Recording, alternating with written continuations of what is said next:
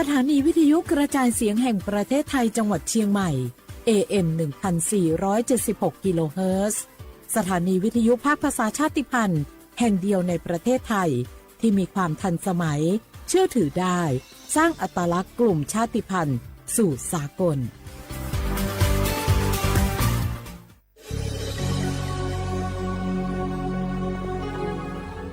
เกิดเป็นคนไทยเติบโตบนผืนแผ่นดินไทยจงภูมิใจในความเป็นไทยชาติไทยเรานั้นนับเป็นชาติที่มีความเป็นมาเก่าแก่ยาวนานเรามีภาษาวัฒนธรรมและมีสิ่งต่างๆที่เป็นเอกลักษณ์ให้เราได้ภาคภูมิใจในความเป็นคนไทยเราควรเห็นคุณค่าและมีความรักชาติหวงแหนแผ่นดินอันเป็นมรดกของบรรพชน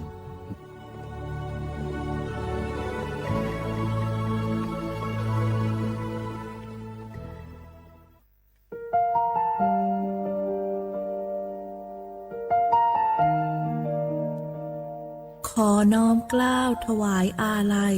สมเด็จพระพันปีหลวงพระแม่แห่งแผ่นดินผู้ทรงเมตตาเหนือเกล้าขอพระองค์เสด็จสู่สวรรคาลัยข้าพระพุทธเจ้าข้าราชการและเจ้าหน้าที่สถานีวิทยุกระจายเสียงแห่งประเทศไทยจังหวัดเชียงใหม่กรมประชาสัมพันธ์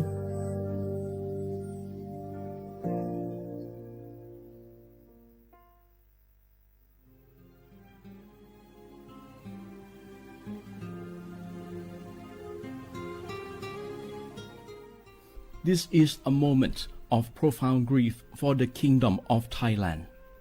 We,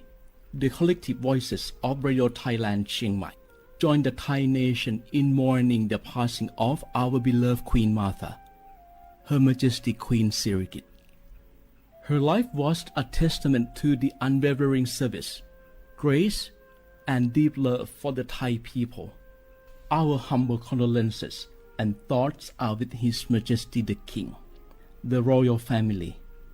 and all the Thai people during this deeply sorrowful time. We will remember her forever.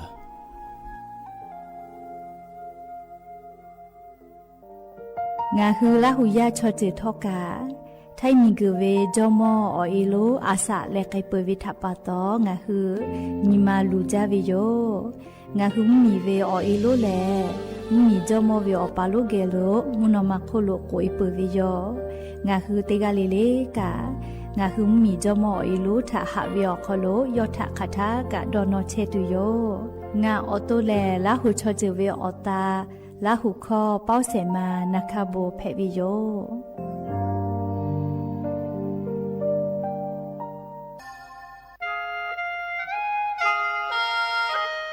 คณะรัฐมนตรีมติจอตาเวคัสนินชกอนิติชหาปานิหิงหาขอชิสขอบิอยาวขอโลมติจอเลจีชิตาเวคัสงาหุมมียา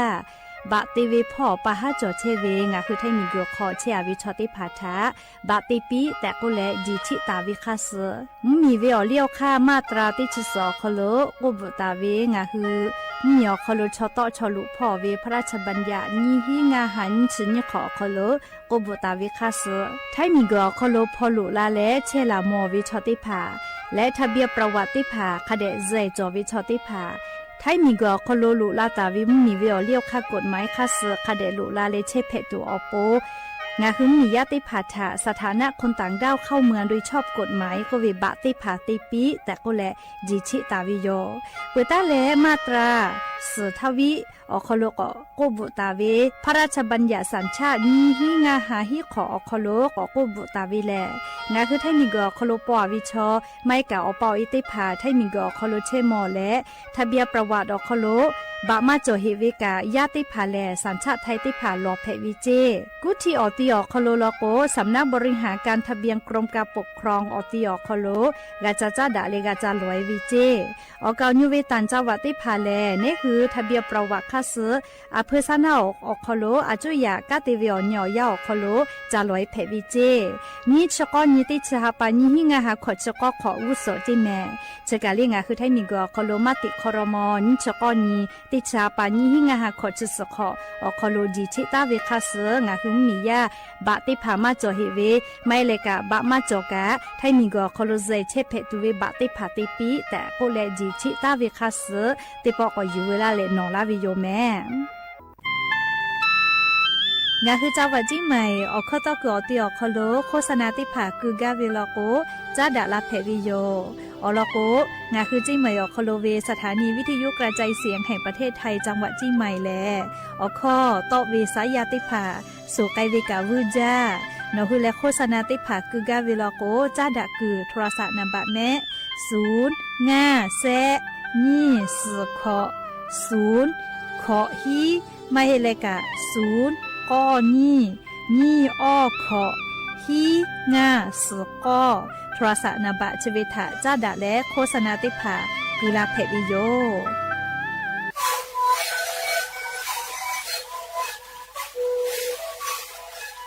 ชีวิตคือมันคือยาแก้เชื้อเวออกข้าวชีแดง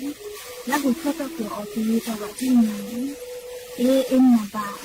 เต็งที่โอหาสุดที่เกิดขึ้นเลยเล่นเล่นหลอกเอาพ่อเอายาแก้เชื้อไหนดูแลได้ชิ้นไหนเล่นเกิดไปเอายาที่ไหนที่แต่แล้วก็มันชอบขยันเล่นเล่นและหุ่นข้าวก็ชื่อเวและงานและหุ่นข้าวก็ชื่อสมาในข้าวโบในดีโซ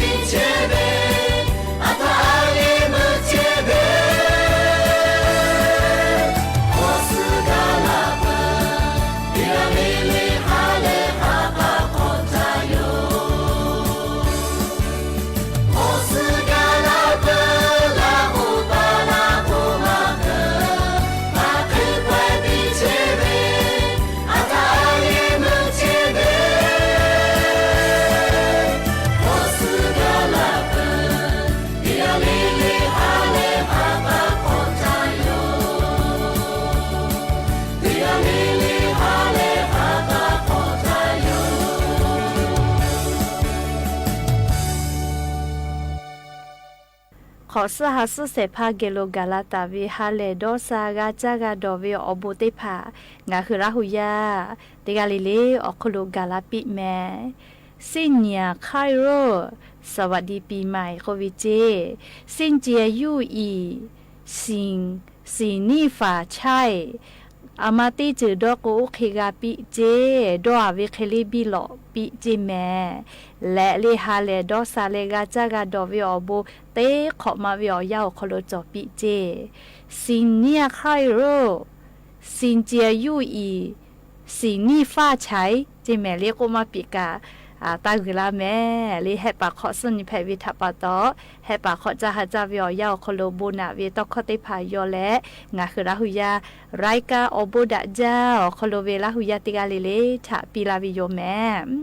และอย่าเพื่อหาติปอกาดะเจ้าวิอยาเชอคโลงาคือติปอกกะมีลาวิทัปะตออลอเปติกาลิเลทะตาอุยอยาวิอคโลละเซจ้าเลอไรกาอบุดะเจ้าคโลหะอยู่ลาวิโยแม่หาวิอวิอนีละหุยาค่ะพ่อเชพอรใช้ตาเวคักให้เพชเชลีนะติกาลิลิกาจาแม่ดอแม่เชซาจอซาฮาเลดอซาวิอเนียวฮะเพปีแม่และยันวิอยากาชดิซอคโลแลสเป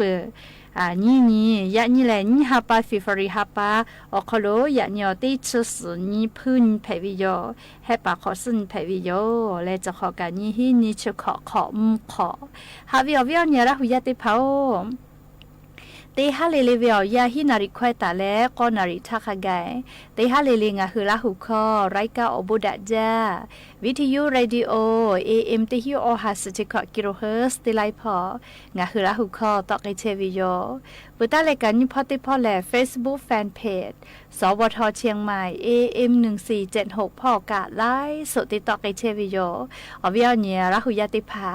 ติแกลุลาและกดไลค์กดแชร์ติแล้วนี่คือละหุชอจิทาโอกาปิดักไอแพวิโยแล้วอย่าเพื่อหาวิอยาวคลุทอกายูเวลาตาเวซาตาอลอติภากะไลลอยูเวลาตาเวโยจะได้คืองาคืออลอเปเตลอมุชามุยอลอถาอลองาคือติแกยูเวลาและกาดะเจดักไอตุโยแม่จุยจอปากรมอุตุนิยมวิทยาพ่อยคือซาตาติภาปีกาลาตาวีแลนี่คือไทมิกอคโลกาจะขอเป้ามุกะวิอยาแลจะได้สอคโลจะได้หาเป้าคโลอมือเตเลปุยตุโยติปอตาเลกุสพ่อลอกโกแลฮอวิอซากาทิลุลากิตุโยจิแม่และจะขอวิอยาแลเรียนขอเป้าเกกาฮอตจากิตุโยเจ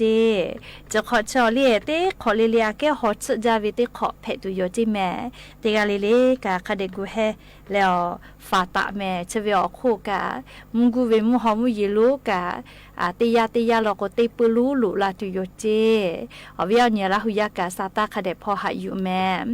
และลิงหือนิเวตยาทานนี่คือแท้มุมเหมียวนาติต่อพ่อกามุซ่อมเผื่อลอกว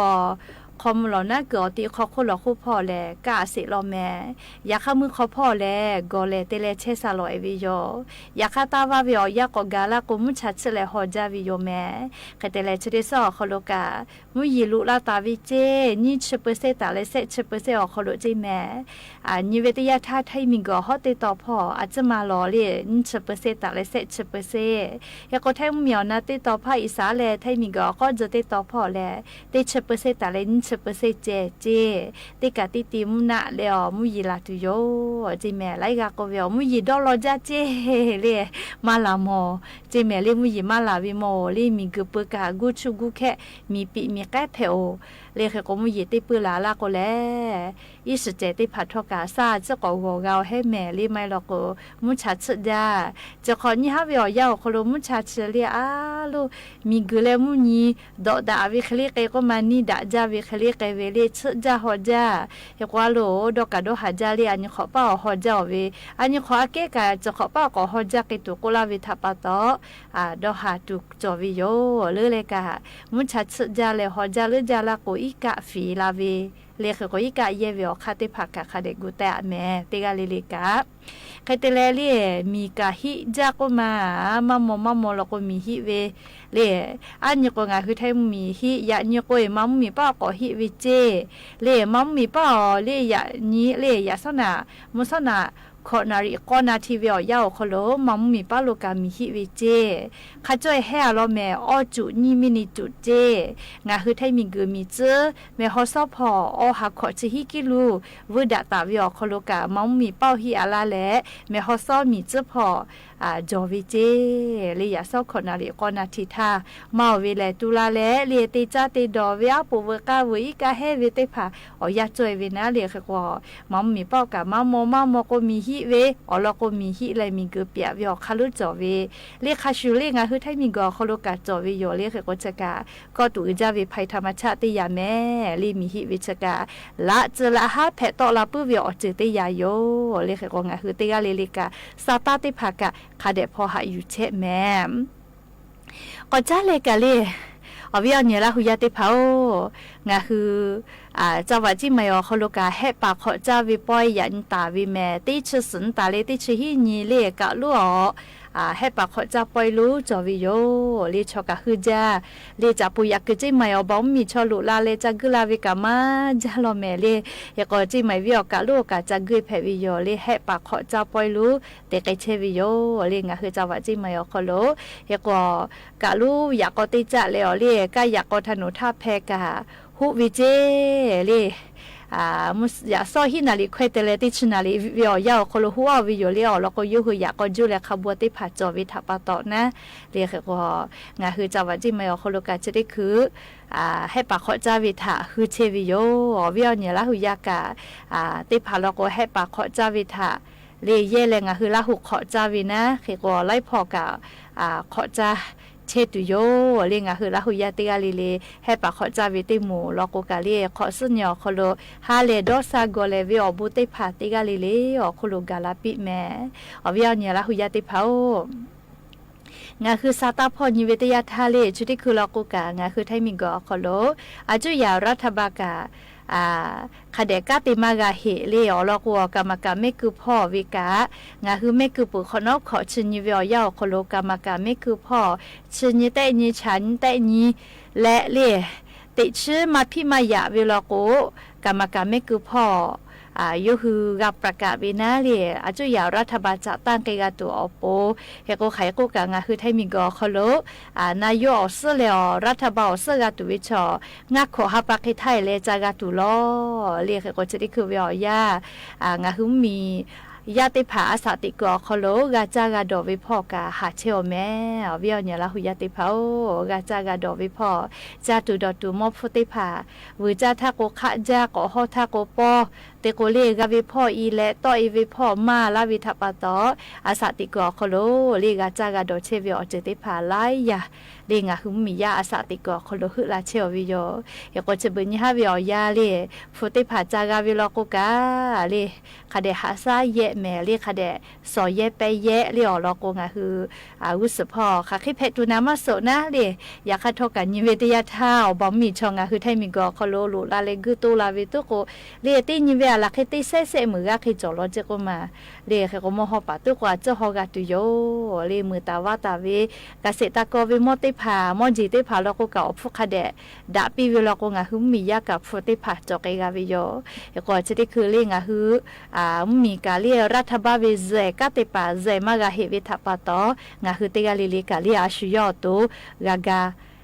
วิเมลิจติคือเรียอาชุยอตุยอกากาเกเฮวิโยนะเรียก็ปุตตะเลเรียติลอกอนยังไกสาเรียวิอเนี่ยละหุยาติเผาอามีตูบาเวเลียสผาอากาเวตูบาเวมาโกเยปุตาเวทักขยะติผาตูบาวิเจเลขอพี่จอวิเจทักขยะมีตูบาเลอเป้ากุลุเชตาเวชอบป้าเยติผาเลียมีตูกลัมคอนอยู่เวจะเคเวติผากาขาเวลโกเลียตาเพวิเจ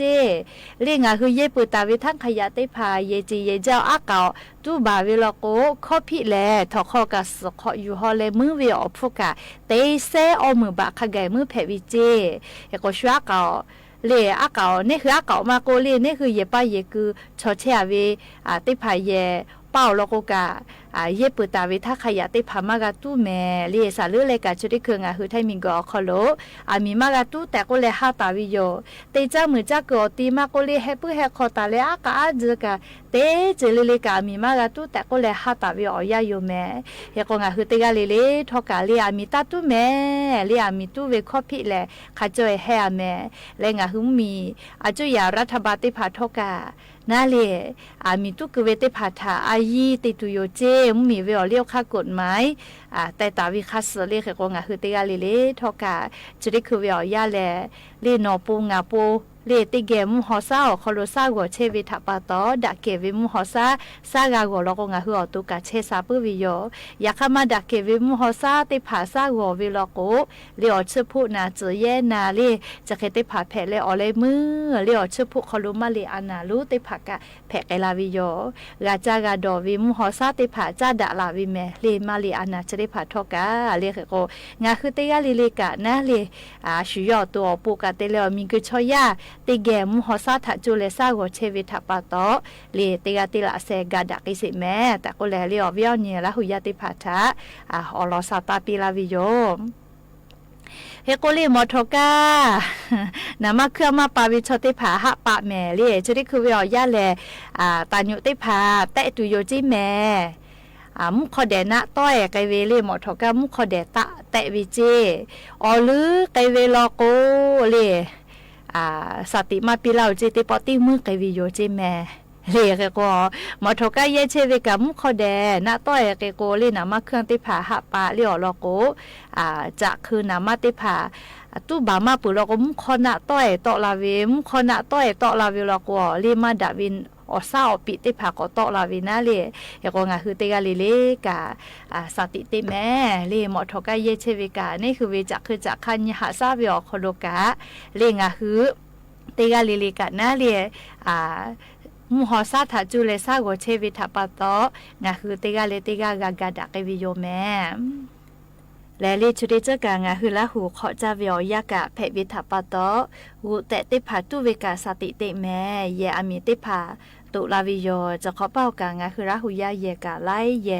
อามีตุบาเกโอเวงาคือซาตาพอกากากากามอเชวิโยอามีก็เวลไว้จาเวียเจเพวิทาปาโตเลงาคือติกาเลกาอามีเยเวียคโลสติตะแม่ขออามีดาไฟฟ้าเยตุเวจักคือจักคติภากาเยปุลกวามีจัติภาคเดวบามาหิวิโลโกเลมชัดจะหอจาวิทาปาโต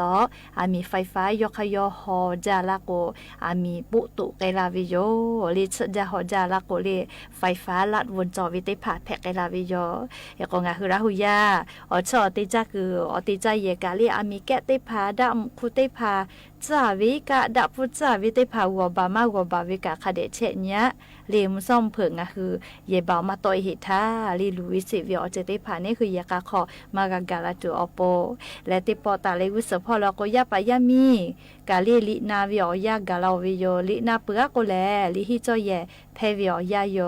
เฮก็เตขอเลกายายด้วยเตภาวปุคีตูจอจาเวมุงกุวิอยาฮอวิอยาโคโลยาเอติภาอิกากาสเวเฮก็งาคือราหุยาติภากายาปายามีกะคเดญหาซาสติกะคเดปิเชแม่และยาปะหาติปอยูเวลาตาวิสาตาอลอติภาจะคิไมเจติโยลุลาเลกากะพอนาเลโอกะปิลาเชเวเตกะเลเลกาอบูจาแม่เตกะเลเลซเมกะแม่ฮาเลดอซาปีอบูจาลาลาลาลาลา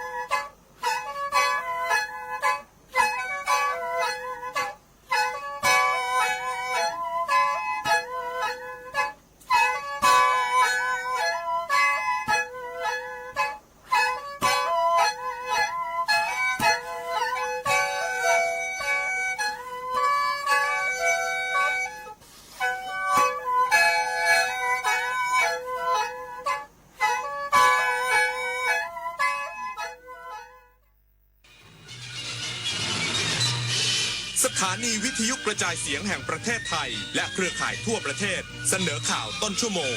รู้เร็วรู้จริงเกาะติดทุกสถานการณ์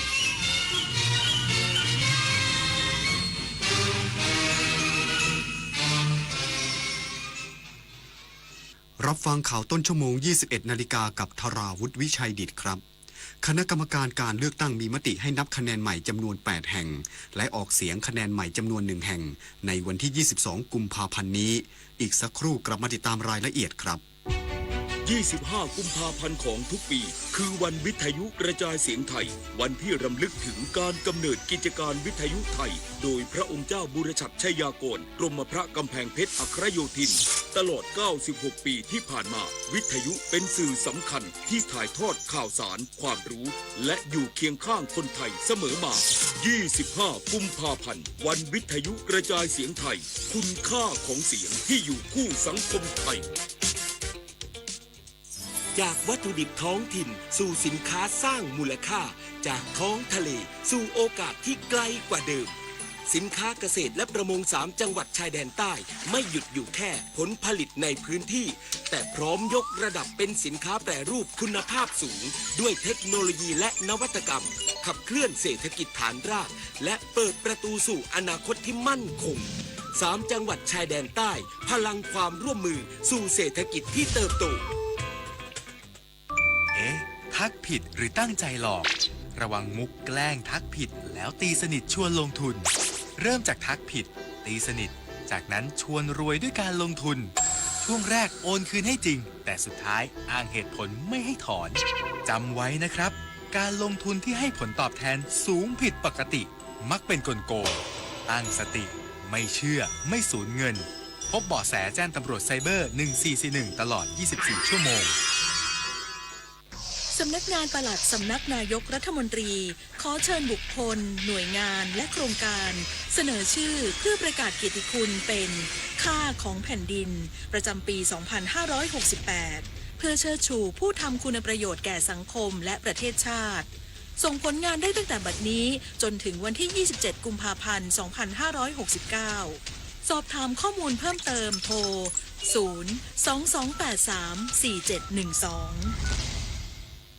คณะกรรมการการเลือกตั้งประกาศนับคะแนนการเลือกตั้งใหม่จำนวน 8 แห่งและออกเสียงลงคะแนนใหม่จำนวน 1 แห่งในวันอาทิตย์ที่ 22 กุมภาพันธ์นี้คณะกรรมการการเลือกตั้งหรือกกต.ได้มีมติให้นับคะแนนใหม่จำนวน 8 แห่งและออกเสียงลงคะแนนใหม่จำนวน 1 แห่งดังนี้การนับคะแนนออกเสียงประชามติใหม่จำนวน1แห่งได้แก่นับคะแนนออกเสียงประชามติของหน่วยออกเสียงประชามติที่10เขตออกเสียงประชามติที่15แขวงคันนายาวเขตคันนายาวกรุงเทพมหานครในวันอาทิตย์ที่22กุมภาพันธ์2569เวลา 10 นาฬิกาณสถานที่ออกเสียงเดิมการนับคะแนนเลือกตั้งใหม่สสแบบบัญชีรายชื่อจำนวน7แห่งได้แก่จังหวัดประจวบคีรีขันธ์เขตเลือกตั้งที่1อำเภอ300ยอดหน่วยเลือกตั้งที่2จังหวัดประจวบคีรีขันธ์เขตเลือกตั้งที่1อำเภอ300ยอดหน่วยเลือกตั้งที่8จังหวัดเพชรบูรณ์เขตเลือกตั้งที่1อำเภอเมืองเพชรบูรณ์หน่วยเลือกตั้งที่1จังหวัดเพชรบูรณ์เขตเลือกตั้งที่4อำเภอหนองไผ่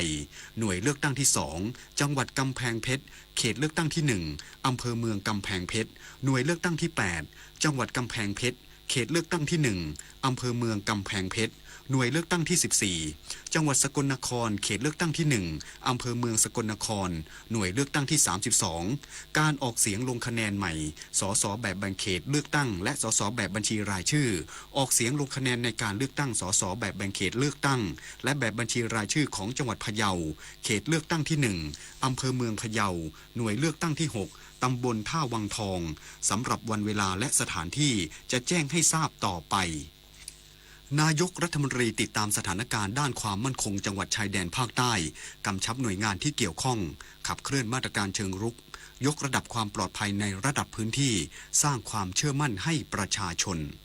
นายอนุทินชาญวิรากูลนายกรัฐมนตรีและรัฐมนตรีว่าการกระทรวงมหาดไทยกล่าวถึงการลงพื้นที่เพื่อติดตามสถานการณ์ด้านความมั่นคงในพื้นที่ภาคใต้โดยเฉพาะเหตุการณ์ความรุนแรงที่เกิดขึ้นที่โรงเรียนพระตรงประธานคีรีวัตรที่สร้างความสะเทือนใจต่อสังคมรัฐบาลขอแสดงความห่วงใยและเสียใจอย่างสุดซึ้งต่อผู้เสียชีวิตผู้บาดเจ็บและครอบครัวที่ได้รับผลกระทบวันนี้ได้มีการมอบเงินกองทุนเงินช่วยเหลือผู้ประสบสาธารณภัยสำนักนายกรัฐมนตรีจำนวน1 ล้านบาทและเงินช่วยเหลือเยียวยาผู้เสียหายและจำเลยในคดีอาญา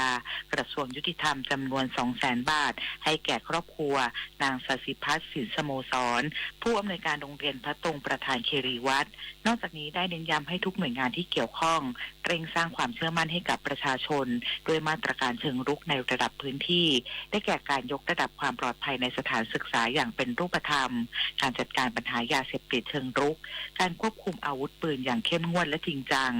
การสร้างระบบเฝ้าระวังชุมชนเข้มแข็งรวมไปถึงเพิ่มประสิทธิภาพด้านการข่าวอย่างเต็มศักยภาพโดยเฉพาะช่วงนี้อยู่ในห่วงเทศกาลรอมฎอนของพี่น้องมุสลิมขอให้กอรมน.ภาค 4ส่วนหน้าและหน่วยงานที่เกี่ยวข้องเฝ้าระวังและป้องกันการก่อเหตุสร้างสถานการณ์อย่างใกล้ชิดผลิตนาฏ กวนแสนสุขรายงานด้านรองหัวหน้าพรรคประชาชนสะท้อนการแก้ไขปัญหาเครือข่ายสแกมเมอร์ของรัฐยังยึดอายัดทรัพย์ไม่เพียงพอพร้อมเร่งออกหมายจับเบนสมิธเพื่อขอหมายแดงสากลนายรังสิมันต์โรมรองหัวหน้าพรรคประชาชนกล่าวถึงการดำเนินการของรัฐบาลในการยึดอายัดทรัพย์บุคคลในเครือข่ายที่เกี่ยวข้องกับขบวนการสแกมเมอร์ว่ายังไม่เพียงพอเมื่อเทียบกับขนาดของปัญหาแม้มีการออกหมายจับนายยิมเลียกแล้วแต่กลับยังไม่มีการออกหมายจับนายเบนสมิธและภรรยาซึ่งการออกหมายจับจะเป็นขั้นตอนสำคัญในการขอหมายแดงจากตำรวจสากลและจำกัดการเคลื่อนไหวของผู้ต้องหาได้อย่างมีประสิทธิภาพนายรังสิมันต์โรมยังได้กล่าวชื่นชมสำนักงานป้องกันและปราบปรามการฟอกเงินหรือปปง.ที่ดำเนินงานอย่างจริงจังอย่างไรก็ดีการขยายผลทางคดีโดยเฉพาะกรณีที่เกี่ยวข้องกับหุ้ยวันกลับยังไม่มีความคืบหน้าเพิ่มเติมทั้งที่มีเงินหมุนเวียนผ่านแพลตฟอร์มดังกล่าวมูลค่ากว่า3 ล้านล้านบาทและอาจเชื่อมโยงกับธุรกิจผิดกฎหมายหลายประเภทชวิสาปทุมมารายงานจบข่าวธราวุฒิวิชัยดิษฐ์อ่านรับฟังข่าวครั้งต่อไปเวลา 22 นาฬิกาครับติดตามข่าวที่วิทยุแห่งประเทศไทยให้ความรู้คู่ความสุข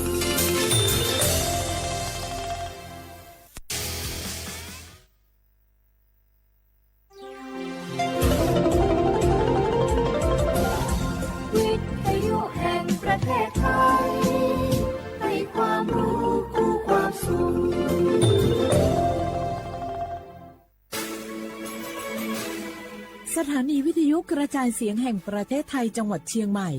AM 1476 กิโลเฮิรตซ์สถานีวิทยุภาคภาษาชาติพันธุ์แห่งเดียวในประเทศไทยที่มีความทันสมัยเชื่อถือได้สร้างอัตลักษณ์กลุ่มชาติพันธุ์สู่สากล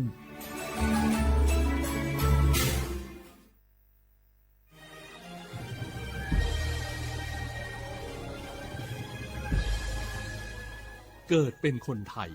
เติบโตบนผืนแผ่นดินไทยจงภูมิใจในความเป็นไทยชาติไทยเรานั้นนับเป็นชาติที่มีความเป็นมาเก่าแก่ยาวนานเรามีภาษาวัฒนธรรมและมีสิ่งต่างๆที่เป็นเอกลักษณ์ให้เราได้ภาคภูมิใจในความเป็นคนไทยเราควรเห็นคุณค่าและมีความรักชาติหวงแหนแผ่นดินอันเป็นมรดกของบรรพชนร่วมภาคภูมิใจในความเป็นไทย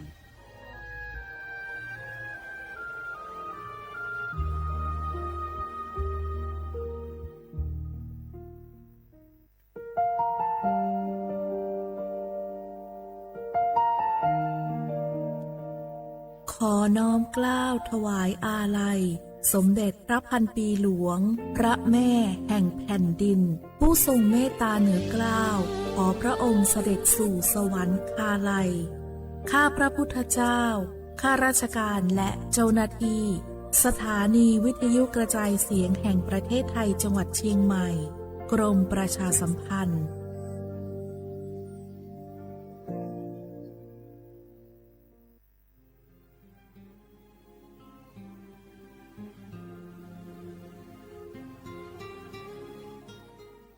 This is a moment of profound grief for the Kingdom of Thailand. We, the collective voices of Radio Thailand Chiang Mai, join the Thai nation in mourning the passing of our beloved Queen Martha, Her Majesty Queen Sirikit. Her life was a testament to the unwavering service, grace, and deep love for the Thai people. Our humble condolences and thoughts are with His Majesty the King, the royal family, and all the Thai people during this deeply sorrowful time. We will remember her forever.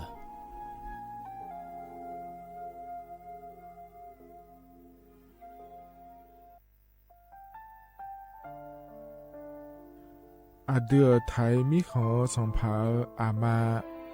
สมเด็จพระนางเจ้าสิริกิติ์พระบรมราชินีนาถพระบรมราชชนนีพันปีหลวงควยตาโอดาเลียกาชายันดาชอเนมาอายออามามิขอเปียวเนไทยมิขอกะดูอาคาชอเจอกะดูเงเกเนลาหมายแอจิเชนีเถามิเนนือมาละเควมาเงเลเชญาเธอมิเนอาดืมาโยหานาลูอายองเนเกเนโยเยบอนเนมาอีนอายอมโดอาดืเนโกเอียเนควยตาโอดาเลมิเนนือมาหน่วยสาวเนวอจจอยเรญาอาดืมาโยหานาลูอายองนือมาละเควย่อจอนาลูเนเกเนโยเยบอชอเนมางามาอาขาวชอเจโยกานาลู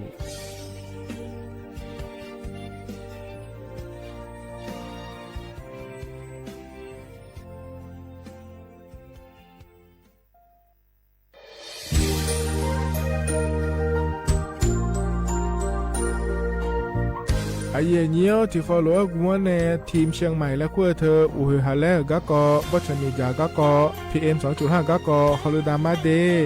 ไอเยี่นี้มีจาโดโมนะเธอกะศูนย์อำนวยการและแก้ไขปัญหาไฟป่าหมอกควันและฝุ่นละอองจังหวัดเชียงใหม่ละเพื่อนกาสโบจำยองาซุ้มตีนีเย่จำยอเยียงจางเลยยังไม่เดเจ้ามาเมื่อฮอปาย้อนยุ่มได้จางอาเดเย่เนียวเธอก็พอชอยมีจาอุหาและฮอนในเพียง2.5 ก็กอฮอลูดาอากกามาคาเธอก็แอปพลิเคชันไฟดีและขั้วปาเนออนุมายานะมีจามาบีเคเจเดอันอายามก็ดูนะขอนี้อันตีบาลาติเสียในอันสมเชติบาลางาซีอาคนยิพังหายาโกช่วยกันนี้อาส่วนมาคาจะบ่อนายย่อปายุบ่อยเจเดเหนือเหมือในสำนักงานประชาสัมพันธ์จังหวัดเชียงใหม่นะที่ฟอลโล่กุมะมือดาลานยานีทีมเชียงใหม่และขั้วเธอที่ฟอลโล่เกิดดามาเดเธอมีเนทียิทิโกกานือกามาพาอาเย็นยืนเจริญเงยอันนี้เชื่อว่าบาลาเชสีอาคนนี้พังอายาโกเชสิเงยเนาะแต่ก็คณะรัฐมนตรีบอกเจ้าหลวงอาเย็นนี้สัญชาติก็กอสาลัวเดินชาวบ้านเนี่ยก็ดูเดและบอกจางอาเดยเนียวเดเธอก็ย้อมมาตรา17แห่งพระราชบัญญัติคนเข้าเมืองพ.ศ. 2522และขั้วเธอก็เธอเนี่ยอาเย็นนี้เธอก็ถ่ายมิขอหลักคุยพ่ออ้อเหลียวกับเมียนี่จอล่าเดอเพราะเนี่ยรอทะเบียนประวัติและขั้วเธอย้อนฉายเยี่ยเดินนะขอเนี่ยเยี่ยเนียวเธอก็ย่อหาก็ดูการขอสถานะคนต่างด้าวเข้าเมืองโดยชอบด้วยกฎหมายและขั้วเธอเดินอย่างไม่เจเดเยี่ยเนียวเดเพราะเนี่ยเยี่ยเนียวมาตรา7ทวิแห่งพระราชบัญญัติสัญชาติพ.ศ. 2508อาเย็นนี้เธอก็ถ่ายมิของหลักคุยเดแล้วแน่อาดามังเงินอามาเธอก็ทะเบียนประวัติบุคคลไม่มีสถานะทางทะเบียนและอ้อเธออาเย็นนี้สัญชาติสัญญาไม่ได้เดเยเนียวเดใช่ก็ดูนะขอในกู้เทเมืองหลักคุยย่อนะเธอก็สำนักบริหารการทะเบียนกรมการปกครองและคุกาสัญญาไม่ได้ยมือยอหลักคุยนะเยเนียวเธอก็ในอำเภอโยฮันเนโจดัวรอราชการอายามหลักคุยอันนี้เชื่อว่าบาลาโกสีอาคนนี้พังอายาโกเชื่อว่าขวงเกินีเดเยเนียวสปสชงาเสียงเนเยสีละคุยโยกานาลุเจทมาบินนาลาวสิจกากาบิเอเมเฮือบัดทองยาเดกดูเฮลวยเมจามีอาบูจาพิเลอสีละตาพอที่โกละคุยอามีอาปุโกละซาเลญเม za cô xiang nè nhị huống cơ mà thà chế lên ni là sa lúa yoga na mà lên na go na từ hồ bảo quản cô chế ngà hồ là ta từ yo ha mà cho ba nhau từ thalassemia na từ na go lục mơ gì cho yêu từ lục es na go na đô la từ hồ thì ya kilo dễ yêu từ xin nhớ chế món na số po số cho tỷ sum chấm yo số po số cho kết nương chiang mai naga chấm yo ngà sum nhị ye ngà sum ngà bayo đam ô từ naga tỷ cổ chấm yo numa nago na lúa từ naga tỷ sum nhị sum yoga na lúa cái tụi mẹ điยอปอนาลูเฮตาฮอดาเงอุเฮฮาเล PM 2.5 เฮมียดาลางาเลสีลางาอาดูมาเนจังเงดอเจอปะปะกัวเงเจมีจาเคมีเนเฮดอตอลูชัวยามอดดลาเนมัวฟาเนียมะมึงอะเดเมียนึพีลาขบยานาลาฮอเนสาโกพอปานากอขอนี่เปียละยังาอาดูมาโยกานาลูกุมวเนมีจามาเคนียอฮาเนยับมุนยับเพอเลอเธอโลไถในเฉเนปุยเกอมีจามีกาพี่ขอเนบอชอมยาลานีอาบอที่ขอหลวเขาที่ขอหลวกุมะเนมีจาตาเคเดเหมือเนโยฮานาหลวอยู่เหมือนจะซาโดนีย้อนยาผาเนื้อเหมือเนสำนักงานประชาสัมพันธ์ที่3กรมประชาสัมพันธ์พปาเนจากาเงเด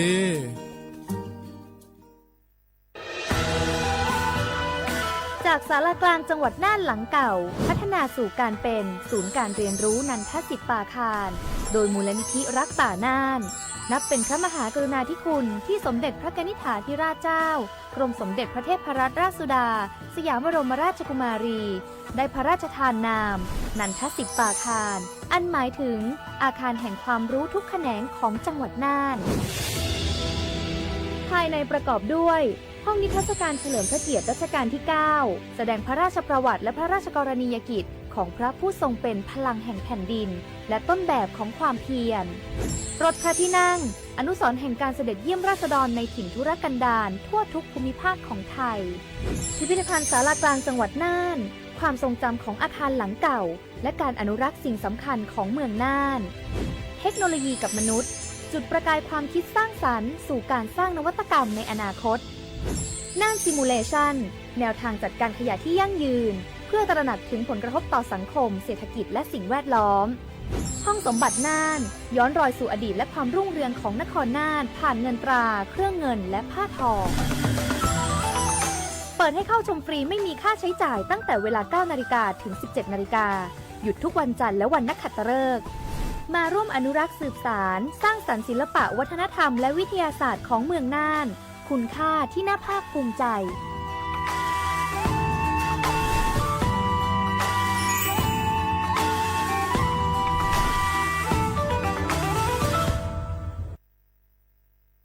ข้าชอ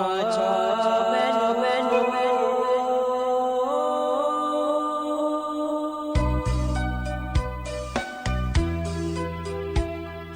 ดานีจอปูเลงดอวทุยอาคาเบดานีจอโมเลงดองชอยอาคาเบชอพามาสิจอชาโลช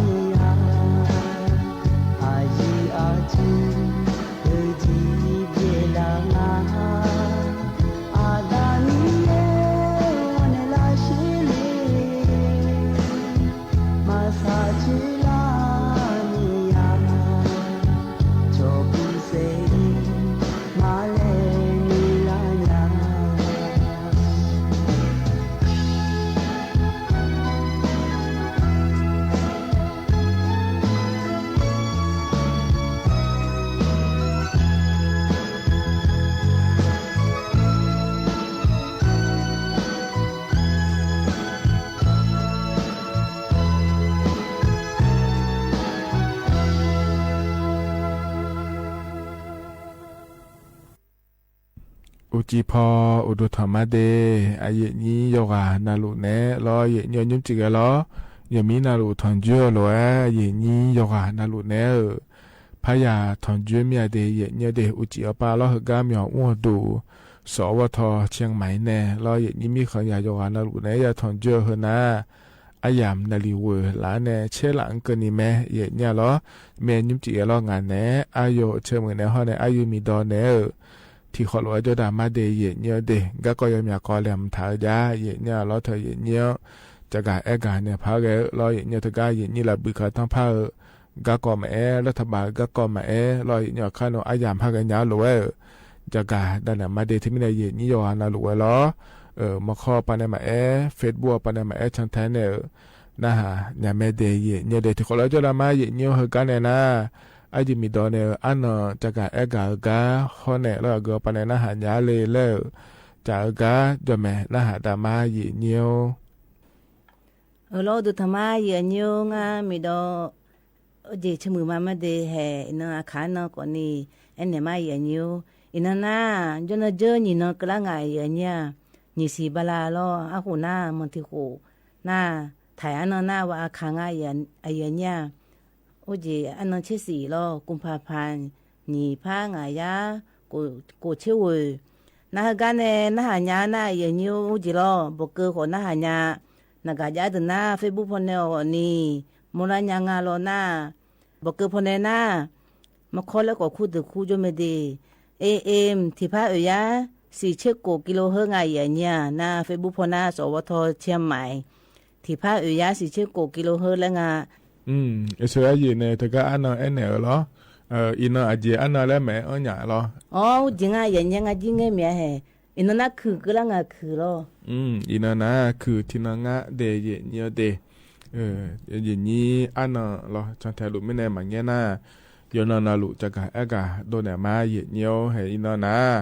แล้วเลยนี้เธอระบือคาทั้งผ้าอันนั้นฉลาดเดมินหัวนอนนะร้อยเนี่ยเธอวันจ่ายรอมินนะวันไหว้แล้วไงเธออินนะวันเที่ยวรออินาเยนี่ระบือคาทั้งผ้าเนี่ยตัวเด็กอันนั้นฉลาดแม่เยเนี่ยนายยังสกุลยังเธอเยเนี่ยอาจจะย้อนยาวอาจจะมาจ้องมาจะจ้องเลยเรียยาเดเยเนี่ยเดเธอมีเนี่ยอาคารโนงาเยเนี่ยจะกะเอกะดันเนี่ยมาเยเนี่ยหรอที่คนเราจะได้มาเยเนี่ยเราเห็นกันเนี่ยนะเธอก็ก็เมจะกะดันเนี่ยมีนะเราตัวชาติบิมเลยพนักหาดามาเดอินยมเฮก็พอเนี่ยบินาหาดาตัวชาเฮก็เฮบิมนะเราเยเนี่ยอายุอามีเนี่ยชาตัวชางาเยเนี่ยหรออาเจียอากูบองอาสีแล้วยังเอามาดกกับสายเมียที่อาแต่และชาตัวชางาเดนะฮะเบียวดามาเยเนี่ย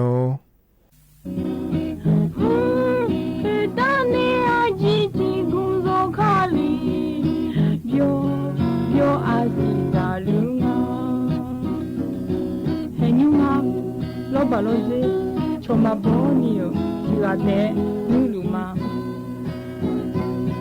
ခေါ်ရစီတော့ဇာလေလေ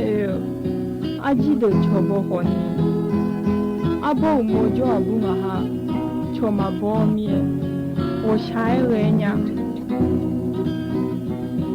အဘောတူတော့အကြီးဟင်းနီမောလွယ်လာဟချက်တာနီဒီကောလွယ်ရောတာရအောင်အမြင်ကိုလေးအဘူမဟာမေမဒိုမီယာဒို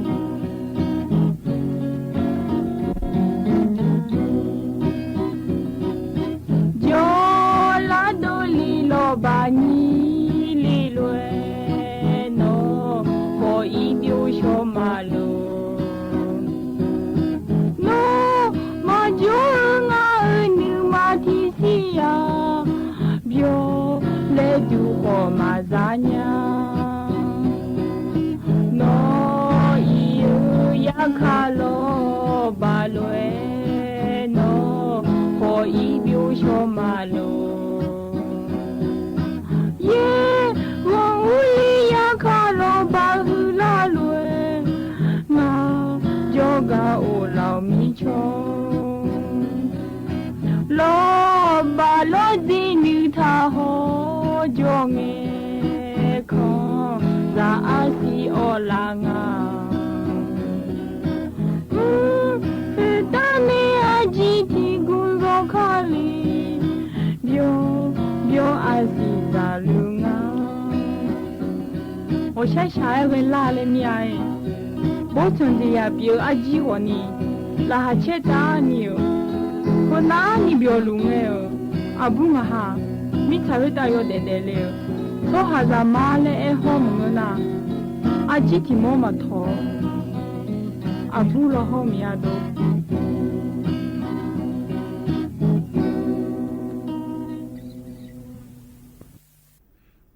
อาเธอนะอายุอามี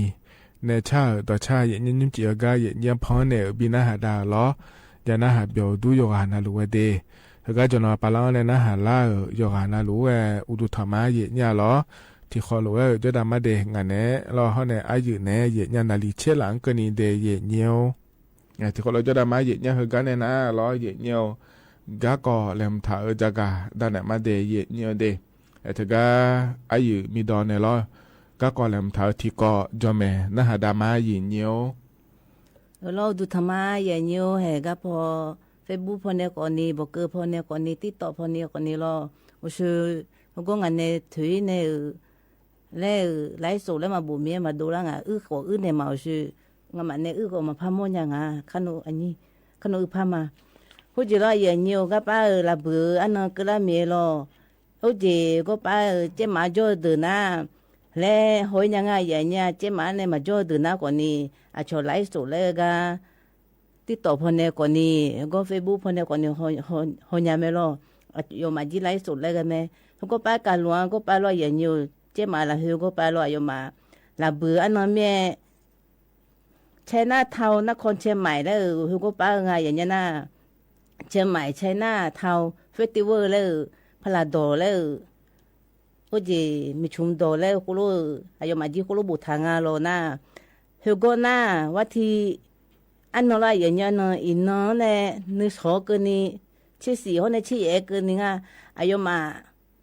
มาปีใหม่แล้วเขาทำให้แม่ยบยผู้หลายสันนี่แหล่งทางอย่างเงี้ยก็ป้างานเนี่ยบุตรดูละนะสีกองอะไรอยู่มาเนี่ยจีผู้ละ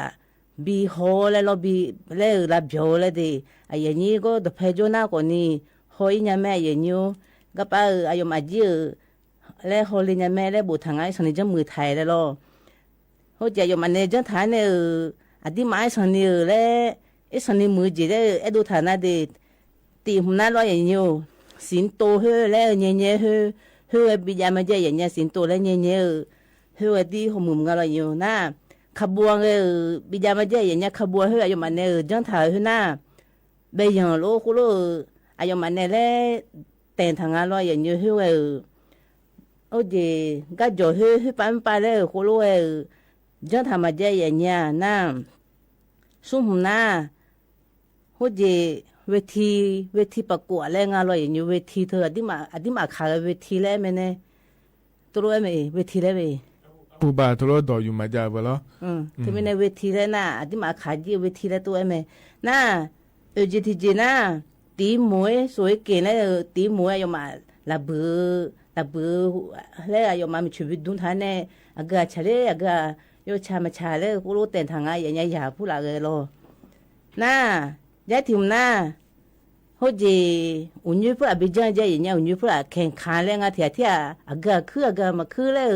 มันน่าอยู่น่าจะคือยังไม่ตัวนี่อากาศจะเขาอามาจ่าเขาจะตัวเราอดีตพูดตากากูรู้ว่าชดเชยยังไม่รออย่างเงี้ยน่ะยกคือแต่มึงอายุมาอุ่นยุ่ยเธอรออย่างเงี้ยอุ่นยุ่ยเธอมงคลแล้วไงอย่างเงี้ยเธอที่พอพระเองอ่ะ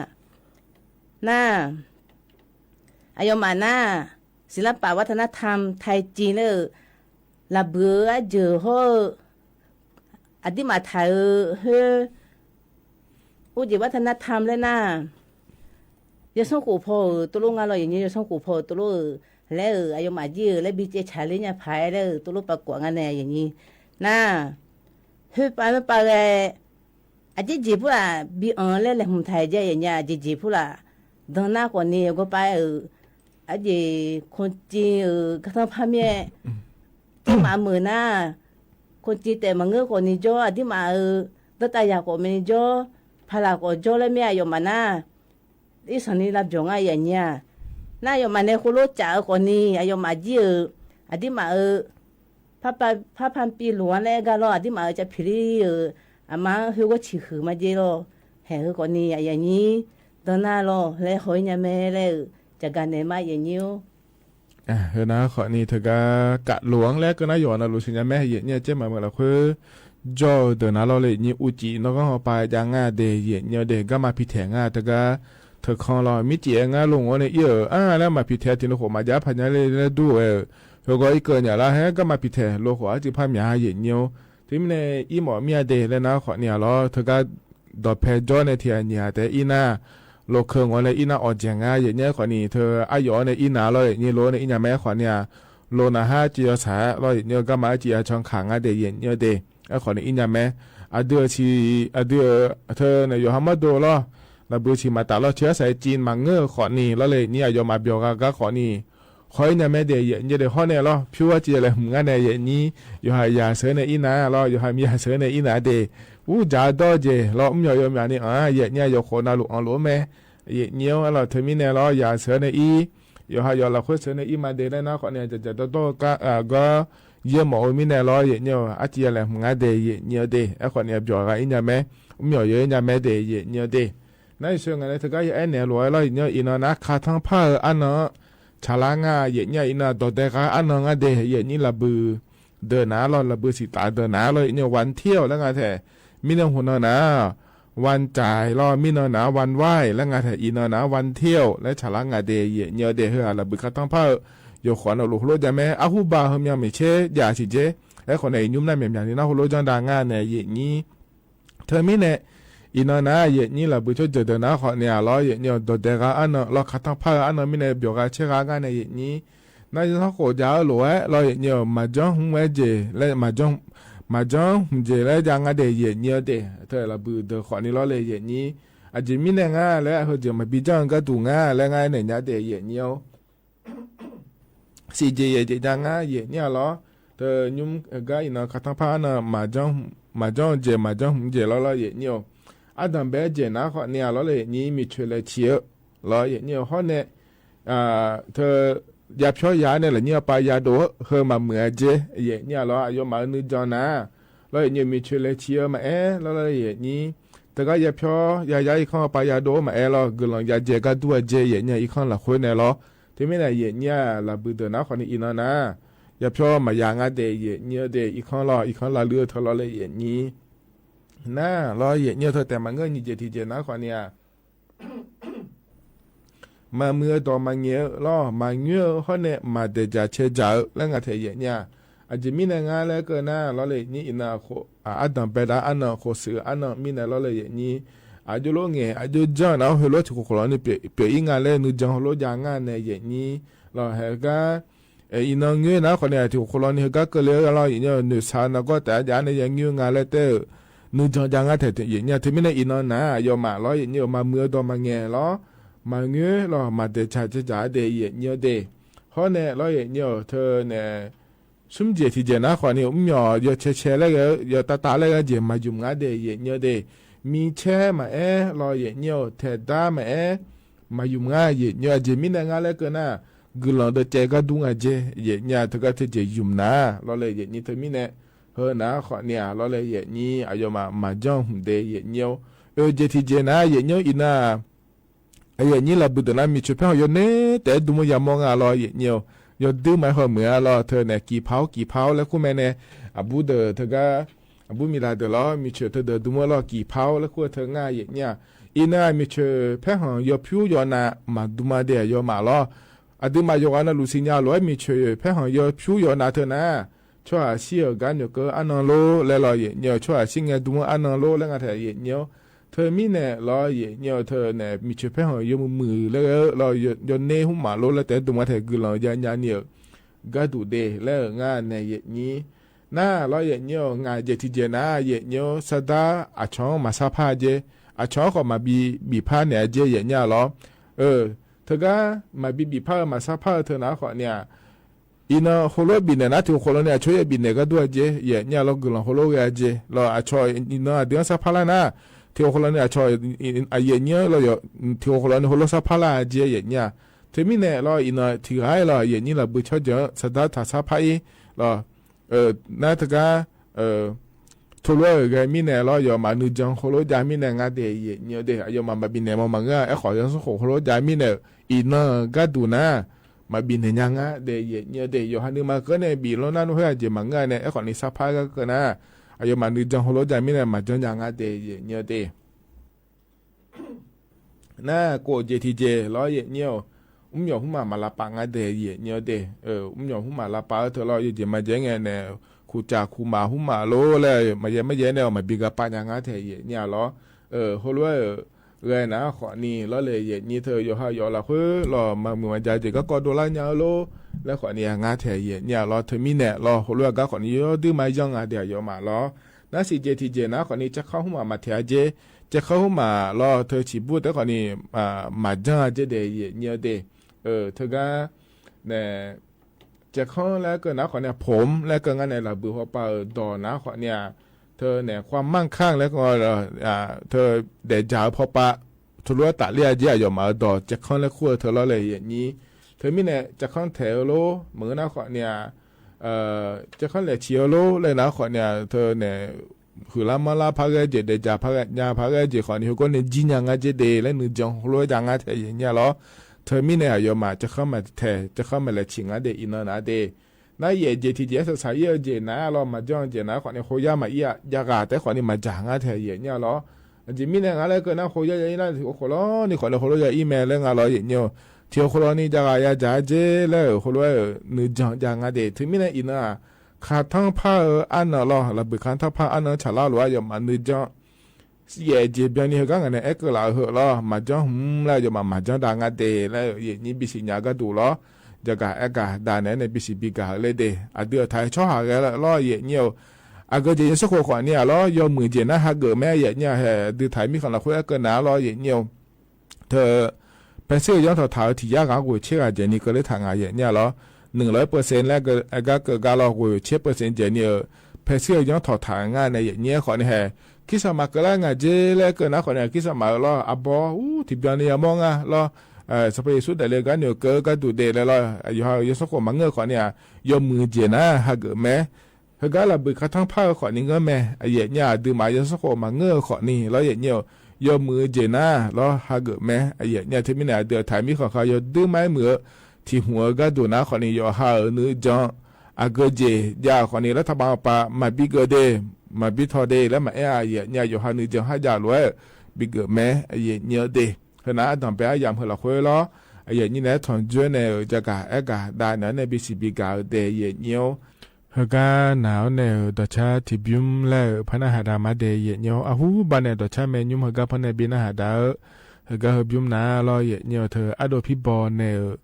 ชาตัวชางาเนี่ยมีด้านตัวเด็กไอ้เนี่ยล้อเธออาคือเจริญงาเล่แล้วล้อเอเขาไม่อุดวแล้วชาตัวชางาเดียเนียวเดที่เขาลอยนะฮะเบียดามาเนียว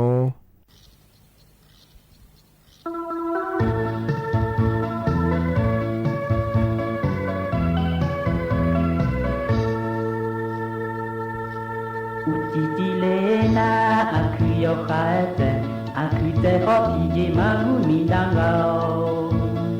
midara iga akukolanga akuku madoto kolanga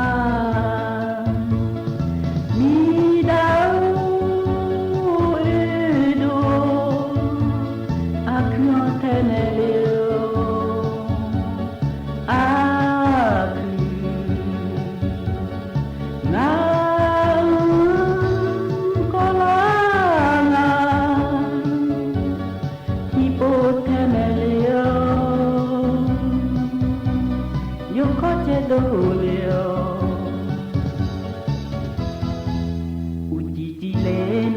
akuyo kate akute hoti je magu midangao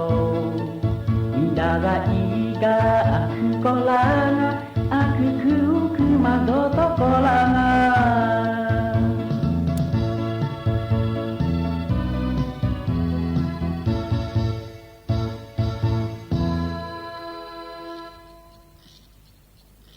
Uchilena akuyo kate akute hoti je magu midangao midaga iga akukolanga akuku madoto kolanga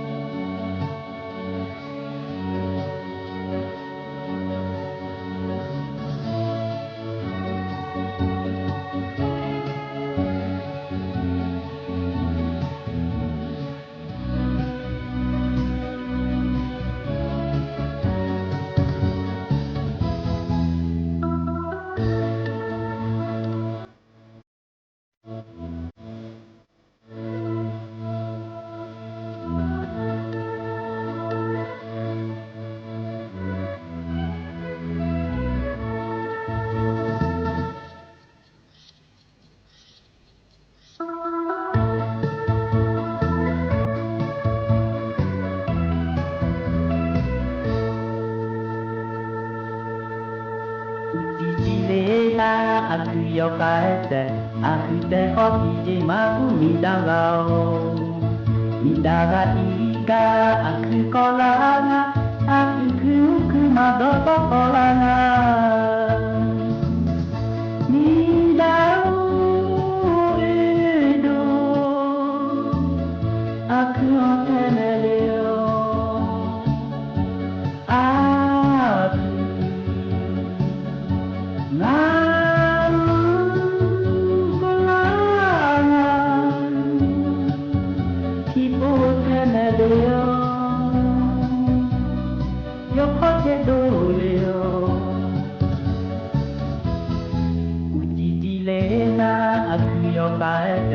akute kopi magu midaga iga aku kolanga aku kuku madoto kolanga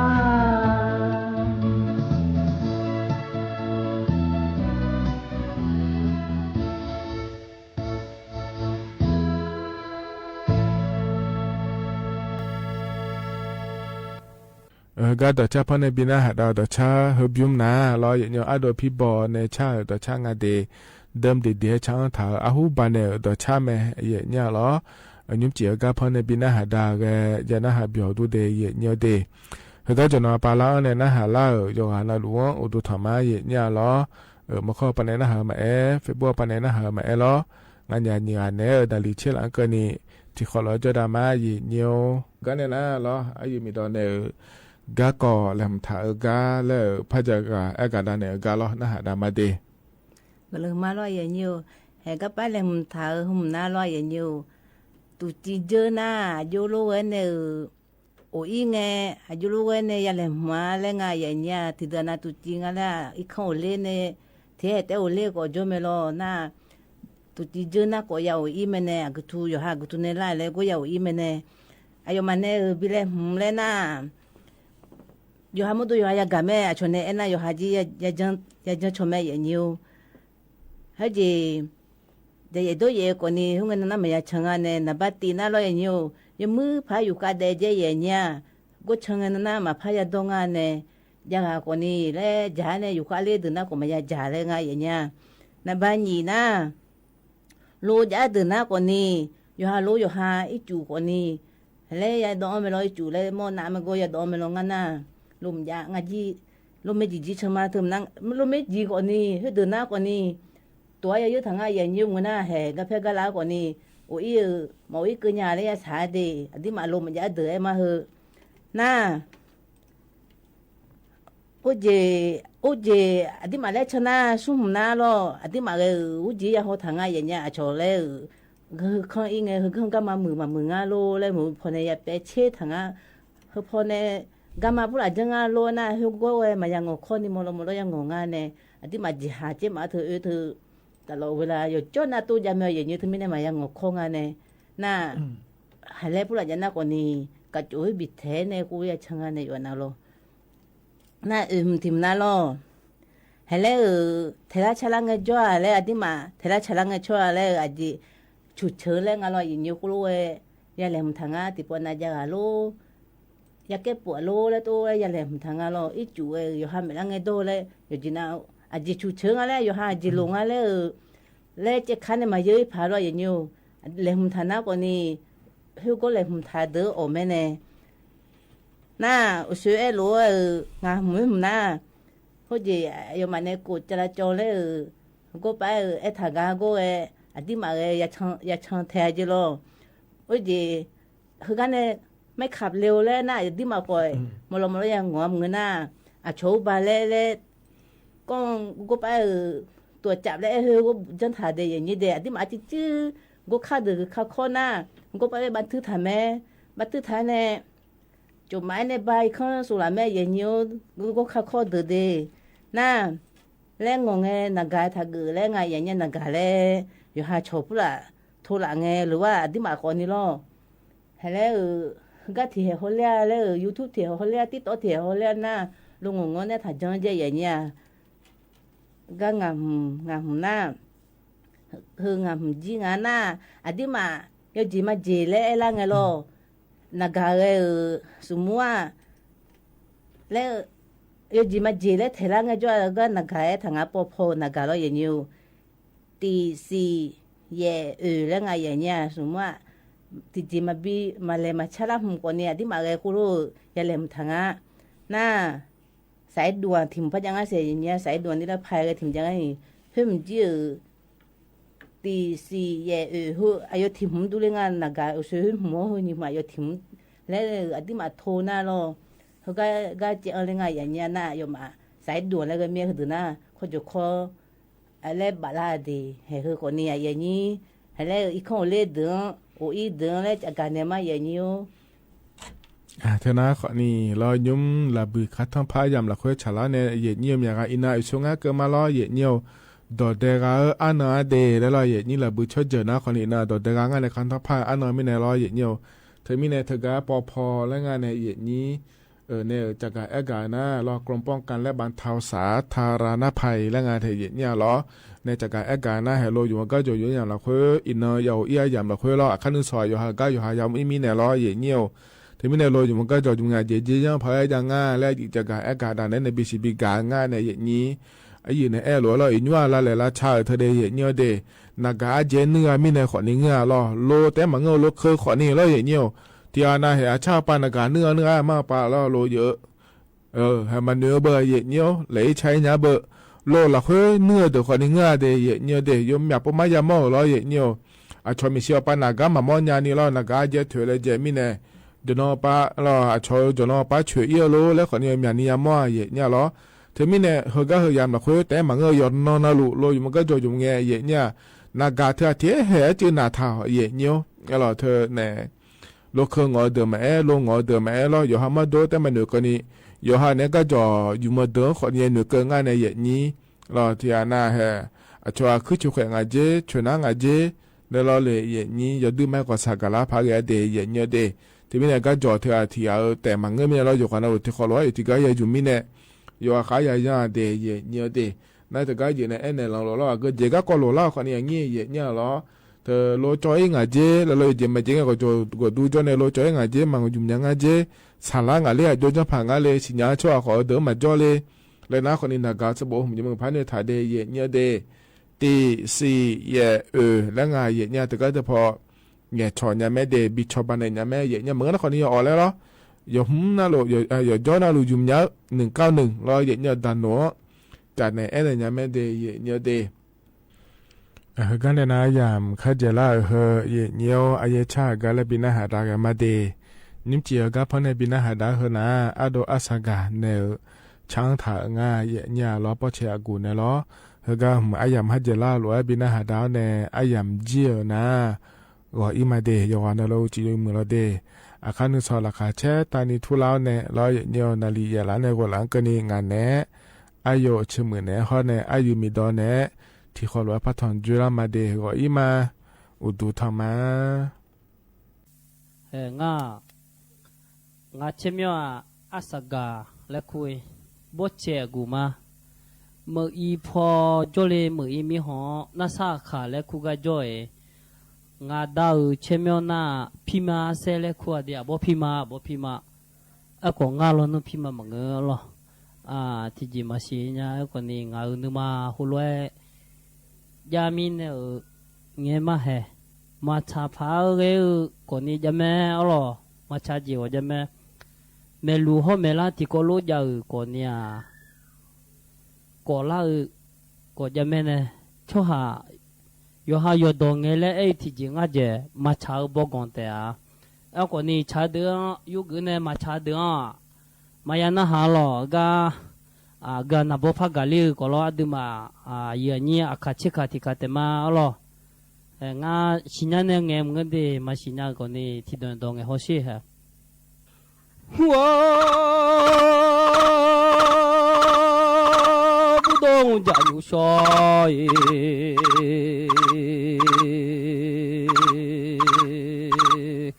ที่น้อยอันยาลากาสมือโยที่เจีย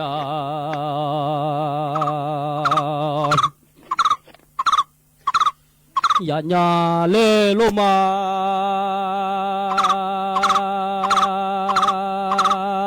ย ya du mong akhatia ma che che jana nu ma che jala nya le lo ma le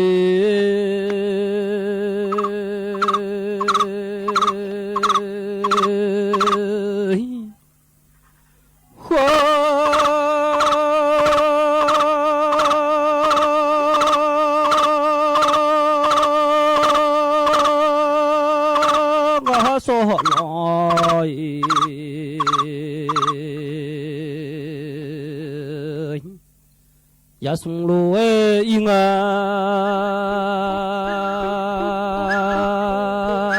no long ba chang yang do ga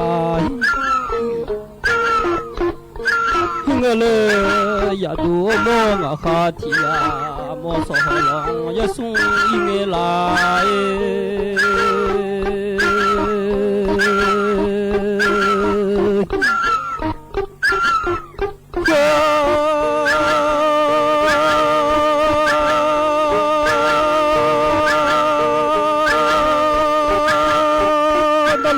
ba chân yang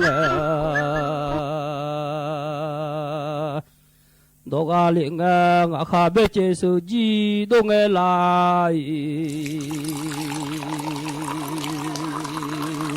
nga ha ya do be che su ji do nga ya ji nga ba de da min wa ma do anya le ya du amo se le nga kha ti ga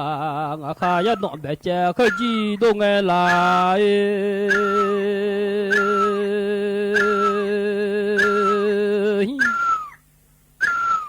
ya ji nga ba je da min wa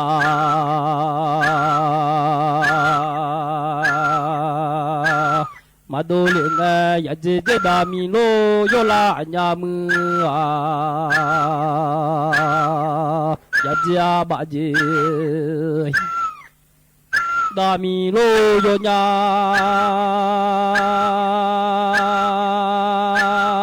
ya do amo se le nga kha ti ga khe ji so ma bo le jong e la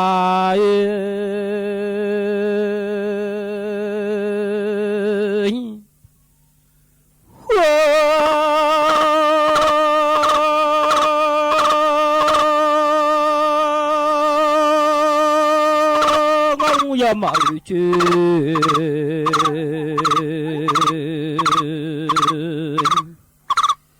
yu se lu e dong a ngam ya ma yu chu li pyo ja ga nga le de mi ho ta sa hwa ya ja u te nya le lo ma nga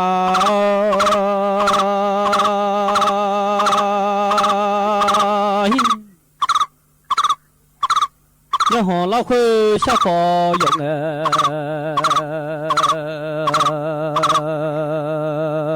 te nya nga kha ya ma la khu sha kho yong ya ga lung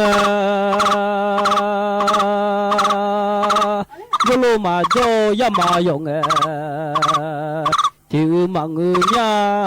mà cho ya mà dùng thiếu nhà ở sẽ xài nhà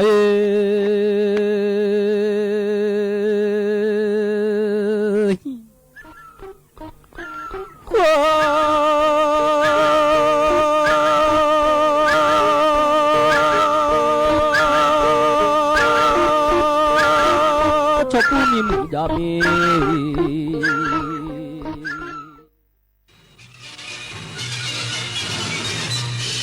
สถานีวิทยุกระจายเสียงแห่งประเทศไทยและเครือข่ายทั่วประเทศเสนอข่าวต้นชั่วโมงรู้เร็วรู้จริงเกาะติดทุกสถานการณ์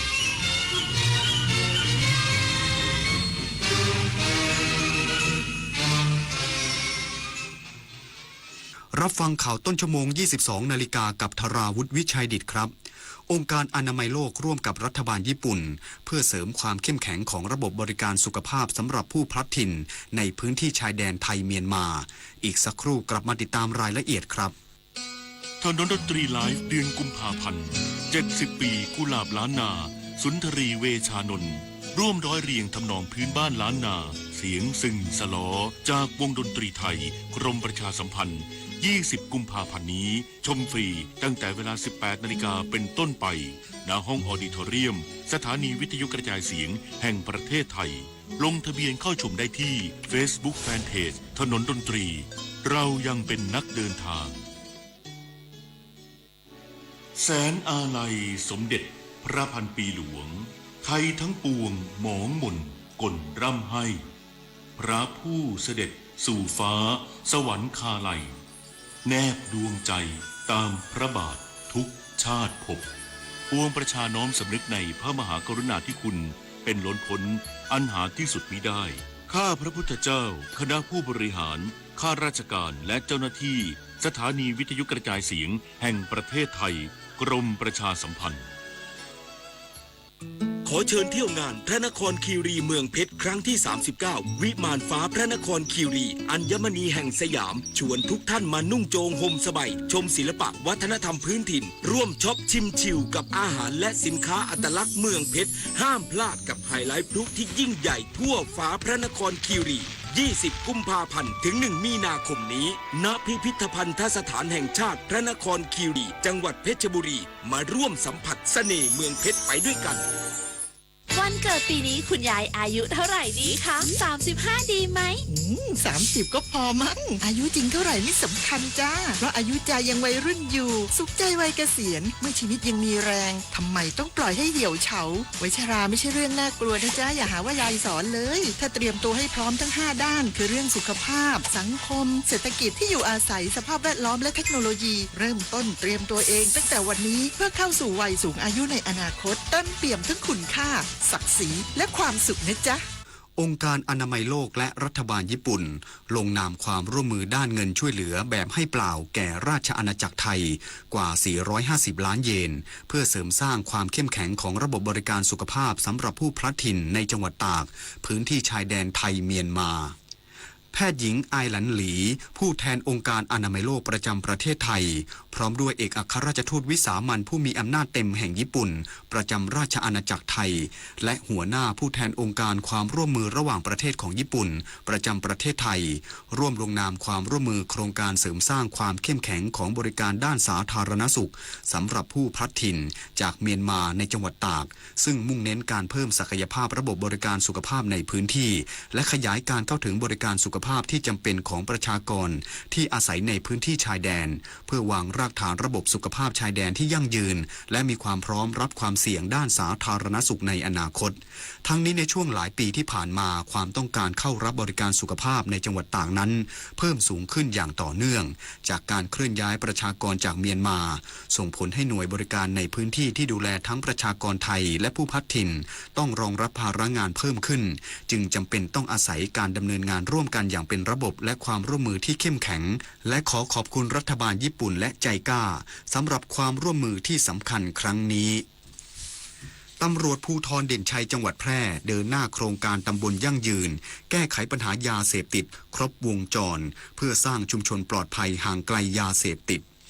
พันตำรวจเอกนิวัฒน์ทัศนเกษมผู้กำกับการสถานีตำรวจภูธรเด่นชัยพร้อมด้วยฝ่ายปกครองหน่วยงานสาธารณสุขและประชาชนในพื้นที่อำเภอเด่นชัยจังหวัดแพร่ร่วมลงนามบันทึกข้อตกลงความร่วมมือโครงการตำบลยั่งยืนเพื่อบูรณาการการแก้ไขปัญหายาเสพติดในพื้นที่อย่างเป็นรูปธรรมสร้างความเข้มแข็งให้กับชุมชนและขับเคลื่อนการป้องกันปราบปรามและบำบัดฟื้นฟูผู้เกี่ยวข้องกับยาเสพติดอย่างครบวงจรตามยุทธศาสตร์ชาติโดยยึดหลักผู้เสพคือผู้ป่วยมุ่งเน้นการบำบัดรักษาฟื้นฟูและติดตามช่วยเหลือผู้ใช้ผู้เสพและผู้ติดยาเสพติดรวมถึงผู้ป่วยจิตเวชหรือผู้ที่มีอาการทางจิตจากการใช้ยาเสพติดด้วยกระบวนการทางสาธารณสุขควบคู่กับการมีส่วนร่วมของชุมชนแทนการใช้กระบวนการยุติธรรมทางอาญาเป็นหลักทั้งนี้การดำเนินงานจะครอบคลุมตั้งแต่กระบวนการค้นหาคัดกรองบำบัดฟื้นฟูการลดอันตรายจากยาเสพติดการสร้างภูมิคุ้มกันในชุมชนตลอดจนติดตามดูแลและช่วยเหลือทางสังคมโดยใช้ชุมชนเป็นศูนย์กลางเพื่อให้ผู้ผ่านการบำบัดสามารถกลับมาดำรงชีวิตและอยู่ร่วมกับสังคมได้อย่างปกติสุข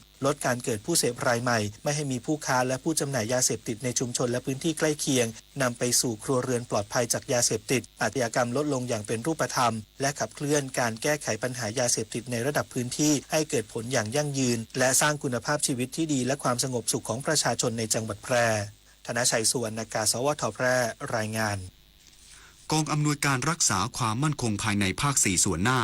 ควบคุมตัวผู้ต้องหาตามหมายจับคดีลอบวางระเบิดปั๊มน้ำมันในพื้นที่อำเภอเมืองจังหวัดปัตตานีกองอำนวยการรักษาความมั่นคงภายในภาค 4 ส่วนหน้าเปิดเผยว่าจากกรณีเหตุการณ์คนร้ายลอบวางระเบิดปั๊มน้ำมันจำนวน 4 จุดในพื้นที่อำเภอเมืองจังหวัดปัตตานีเมื่อวันที่ 4 กุมภาพันธ์ 2569 ส่งผลกระทบต่อความปลอดภัยในชีวิตและทรัพย์สินของพี่น้องประชาชนในพื้นที่เจ้าหน้าที่ได้เร่งรัดสืบสวนรวบรวมพยานหลักฐานอย่างต่อเนื่องจนสามารถรวบรวมพยานหลักฐานขออนุมัติศาลออกหมายจับผู้ที่เกี่ยวข้องในคดีดังกล่าวกระทั่งในวันนี้เจ้าหน้าที่หน่วยปฏิบัติการพิเศษร่วมประจำจังหวัดปัตตานีได้บูรณาการกำลังร่วมกับหน่วยเฉพาะกิจสงขลา 40 เข้าบังคับใช้กฎหมายในพื้นที่บ้านควนรันตำบลเปียนอำเภอสะบ้าย้อยจังหวัดสงขลาและสามารถควบคุมตัวนายอัชฮาผู้ต้องหาตามหมายจับไว้ได้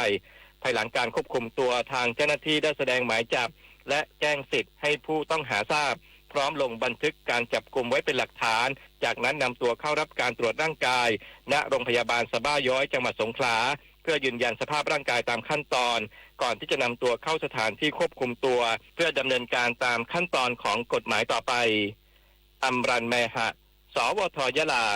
รายงานจบข่าวธราวุฒิวิชัยดิษฐ์อ่านรับฟังข่าวครั้งต่อไปเวลา 23 นาฬิกาครับ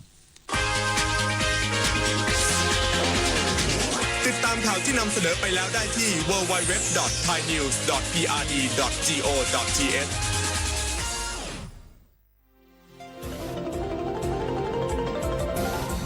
วิทยุแห่งประเทศไทย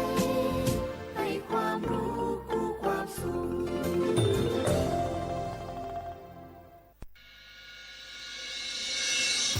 สถานีวิทยุกระจายเสียงแห่งประเทศไทยจังหวัดเชียงใหม่ AM 1476 กิโลเฮิรตซ์สถานีวิทยุภาคภาษาชาติพันธุ์แห่งเดียวในประเทศไทยที่มีความทันสมัยเชื่อถือได้สร้างอัตลักษณ์กลุ่มชาติพันธุ์สู่สากลบ้านเมืองเรารุ่งเรืองพร้อมอยู่หมู่เรา ชาติศาสนาพระมหากษัตริย์คือสถาบันหลักที่อยู่คู่ประเทศไทยมายาวนานความมั่นคงของชาติไม่ได้อยู่ที่ใครคนใดคนหนึ่งแต่อยู่ที่ความเข้าใจและความตระหนักรู้ของพวกเราทุกคนร่วมกันปลูกฝังความภาคภูมิใจในความเป็นไทยศึกษาประวัติศาสตร์วัฒนธรรมและคุณูปการของสถาบันหลักเพื่อส่งต่อความเข้มแข็งนี้สู่ลูกหลานเราคือพลังรักชาติร่วมสร้างสรรค์และปกป้องผืนแผ่นดินไทยด้วยจิตสำนึกที่ดีสำนักงานประชาสัมพันธ์ที่ 3 กรมประชาสัมพันธ์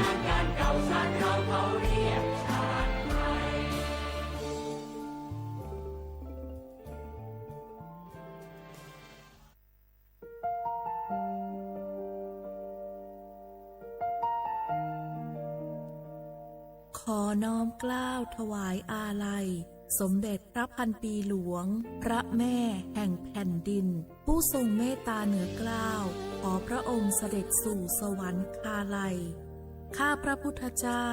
ข้าราชการและเจ้าหน้าที่สถานีวิทยุกระจายเสียงแห่งประเทศไทยจังหวัดเชียงใหม่กรมประชาสัมพันธ์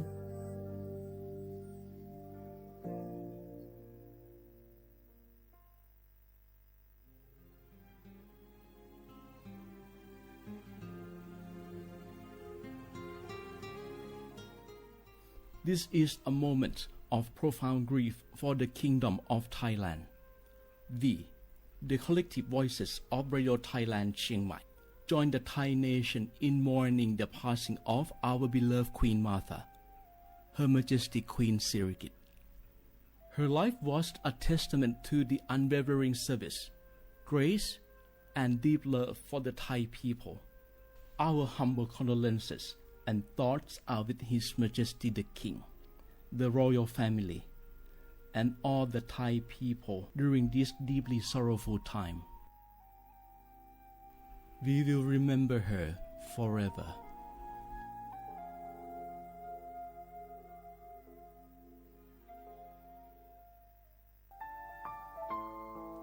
เฮาขาพี่น้องเจ้าคือไต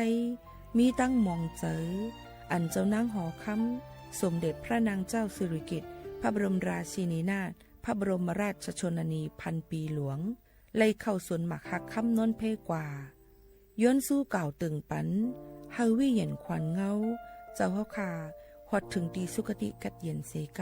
ำเฮาขาพี่น้องก้นคือไต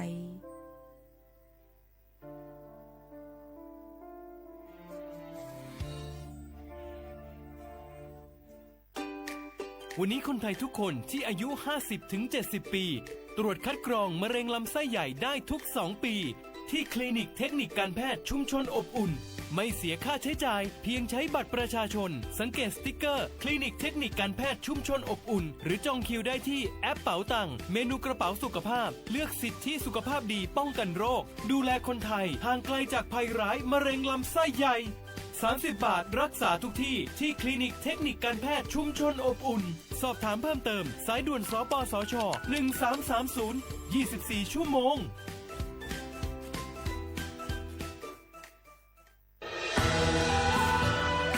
จากศาลากลางจังหวัดน่านหลังเก่าพัฒนาสู่การเป็นศูนย์การเรียนรู้นันทศิษย์ป่าคารโดยมูลนิธิรักป่าน่าน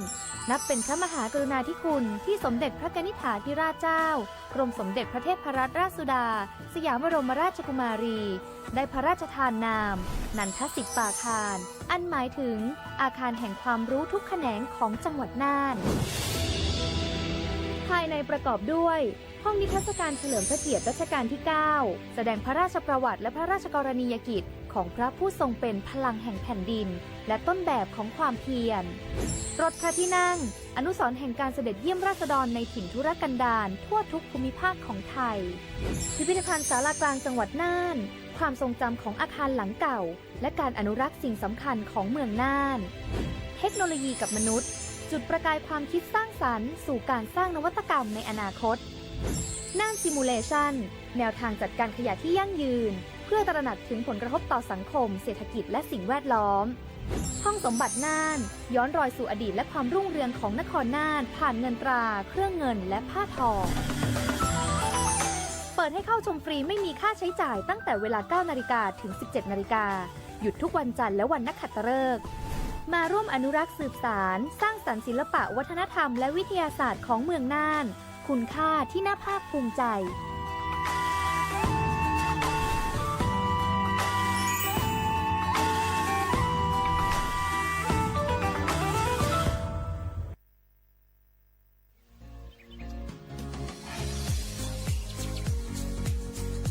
จอมหนังเปิงมติครม.เมื่อวันที่29เดือนธันวาคม25ปากไป67เฮาฮิปเน็ตแกลิดปัญหาสถานะและสัญชาติคนอันอยู่ตั้งเมืองจึงไทยจอมมาตรา17นั่นตอนตาพี่น้องเฮาเขาอันเข้ามาอยู่ตั้งเมืองไทยหึงนั้นและมีไว้เขาจอมเปิงเฮากว่ายืนย้อนสถานะต่างดาวเขาเมืองถูกแม่นจอมเปิงไล่ตอนตาลูกอ่อนอันเกิดตั้งเมืองจึงไทยมีอำนั้นก็แม่มีไว้ทะเบียนประวัติบุคคลไม่มีสถานะทางทะเบียนอำนั้นไว้10ปีถูกแม่นยาวในจึงเฮากว่ายืนย้อนสัญชาติไทยจอมหนังมาตรา7ทวิไล่พออยู่ตั้งกรุงเทพมหานครกว่ายืนไล่ติสำนักบริหารการทะเบียนกรมการปกครองพออยู่ตั้งต่าง7วันในจึงกว่ายืนไล่จอมหนังวัดไว้อันเปิ้นออกปันเฮาคานั่นเข้าย้ำเหตุการณ์จอมหนังหลวงปองจึงต่อพอถึงวันที่29เดือน6 25ปากไป69ค่ะ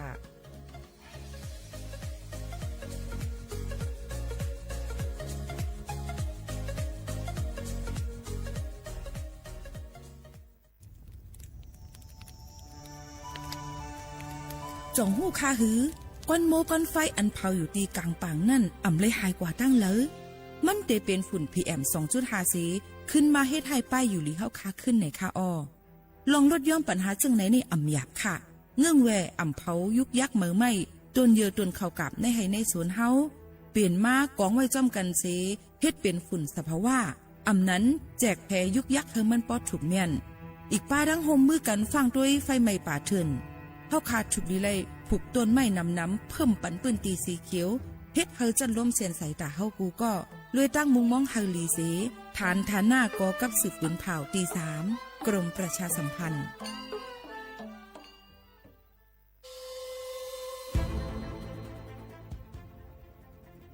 ย้อนผิดหมอกพี่น้องเขามาโฮมเป็นจุ้มเหลียวกันดังเจดอนเก้งใหม่โฮมกันแกลิดปัญหาไฟไหม้ป่าเถินหมอกก้อนก้องก้อนมูและฝุ่นเล็กๆ PM 2.5 ค่ะสั่งว่าโชพันไฟไหม้กับสืบกว่าตึงลาดไลตีอองตีแกลิดปัญหาไฟไหม้ป่าเถินและหมอกก้อนเจดอนเก้งใหม่หมายโฟน0531128808ในค่ะ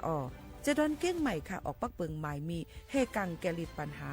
หมอกควันก้องควันโมและฝุ่นเล็กๆ PM 2.5 เนื้อปืนตีเหลออันอ่ำเลยคว้างเฮาเผาผ่านมาดีแอปพลิเคชันไฟดีห้ามเผากำเร็วในนั้นค่ะอย่าไปเผาล้าอ่ำว่าได้เป็นตีกลางปางอองตีห้ามเผาเกยยุกยักไม่ดอกกูอันในค่ะแต่เอาวันที่1เดือน1อิงเกรด2เหงปลาย26ต่อถึง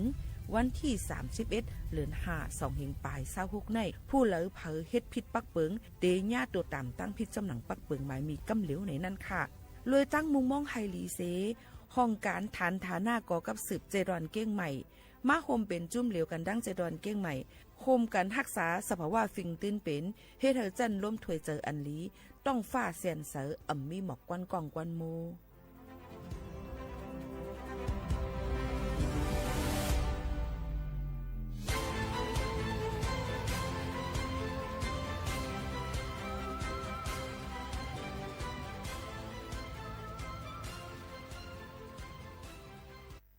พี่น้องเขาสนใจใครปืนเผาผ่านตั้งห้องปล่อยเสียงสวทเก้งใหม่ปั่นตั้งหูห่มปลาดังมีดังซื้อถ่อมแจ้งแล้งหลีกว่าไก่ในปืนตีเจดอนเก้งใหม่กับสืบมาเลยดีสวทเก้งใหม่หมายโฟน0532760068และ0922468579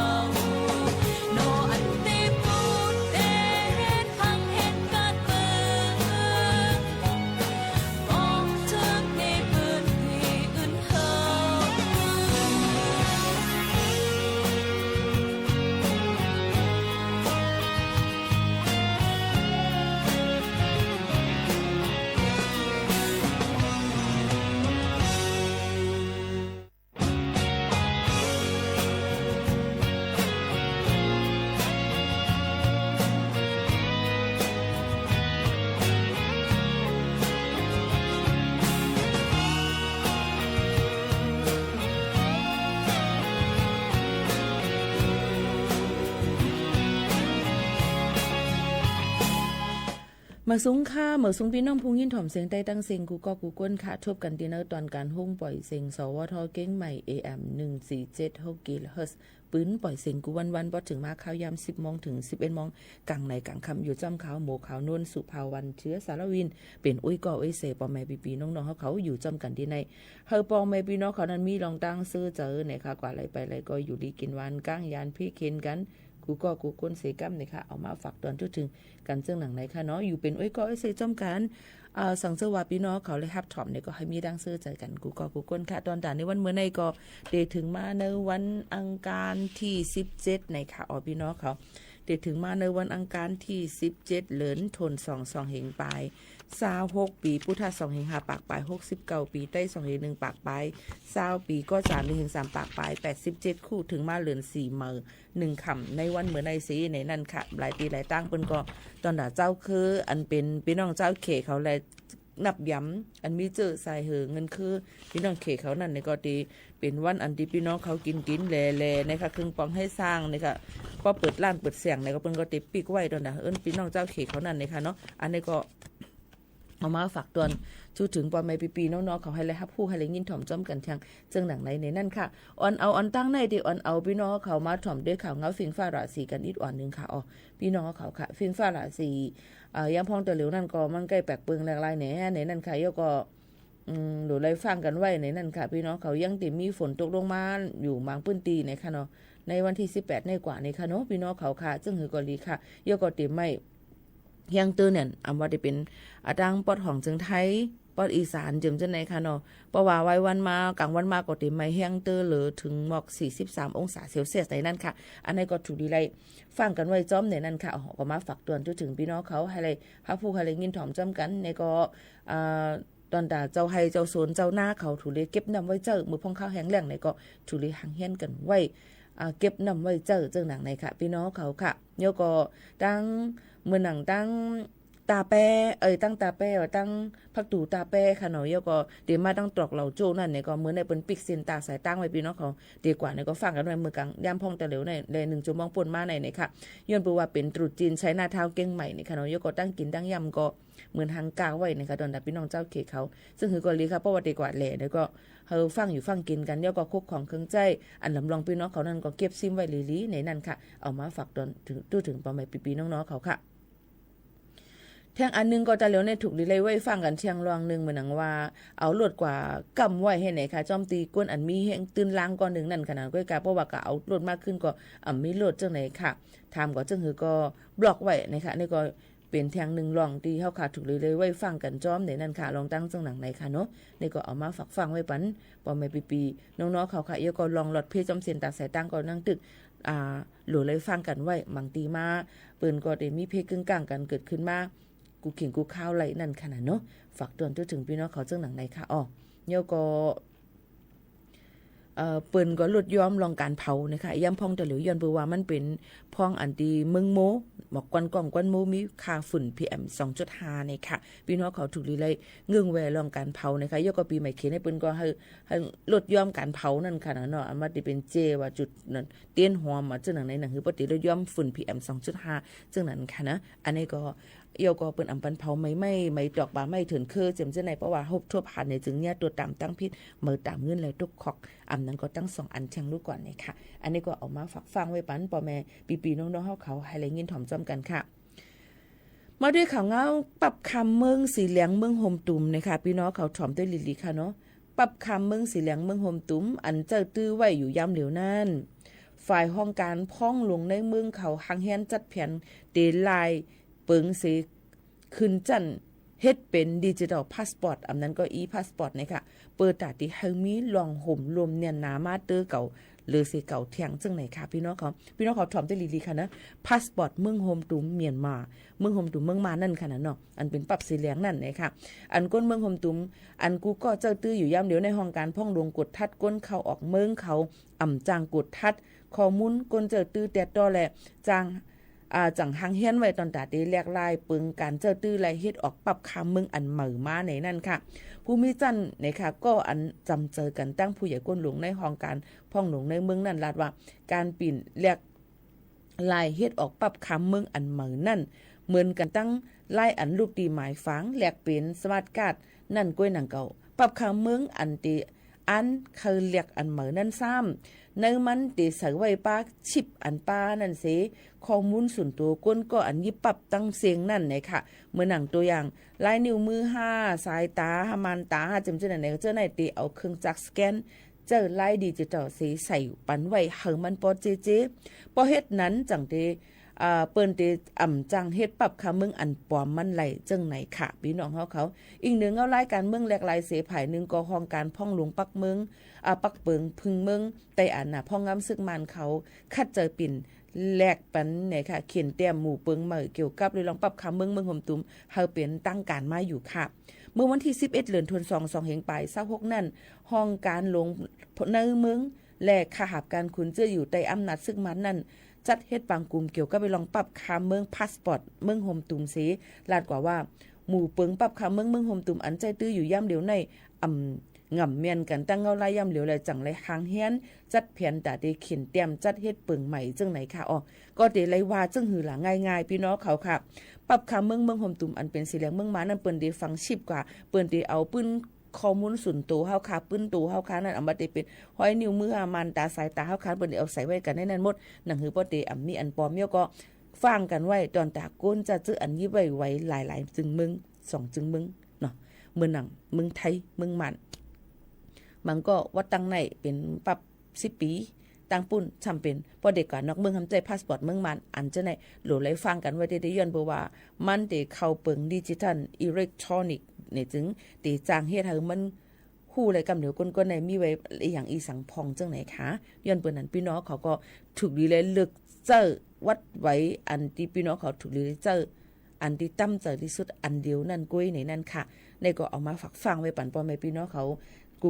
ก้นจังหนังไหนค่ะเนาะสังว่าใครฮู้เพิ่มเติมแทงในก็ต้องถามกันเข้ามาถามไล่ก็กาวาพอถามมาเนี่ยพี่น้องเขาก็ได้มีหลักฐานอย่างสิก่อนเพราะว่าถามว่าวัดคานี่รู้จ่องไรวัดคาหรือรู้จ่องไรเนี่ยก็ลัดหยับเนี่ยในค่ะเนาะลองตั้งอันในพี่น้องเขาก็รู้เลยไว้ฟังกันไว้จ้อมในค่ะเอามาฝากฟังไว้ปันปอแม่ปีน้องๆเขาจังหนังในค่ะเนาะเอาค่ะหรือใจถ่อมได้เพียงกว่ามันหูถูกใจกัน1 6 วันจะขึ้นมาอบจำกันแห่งกับ1ค่ะ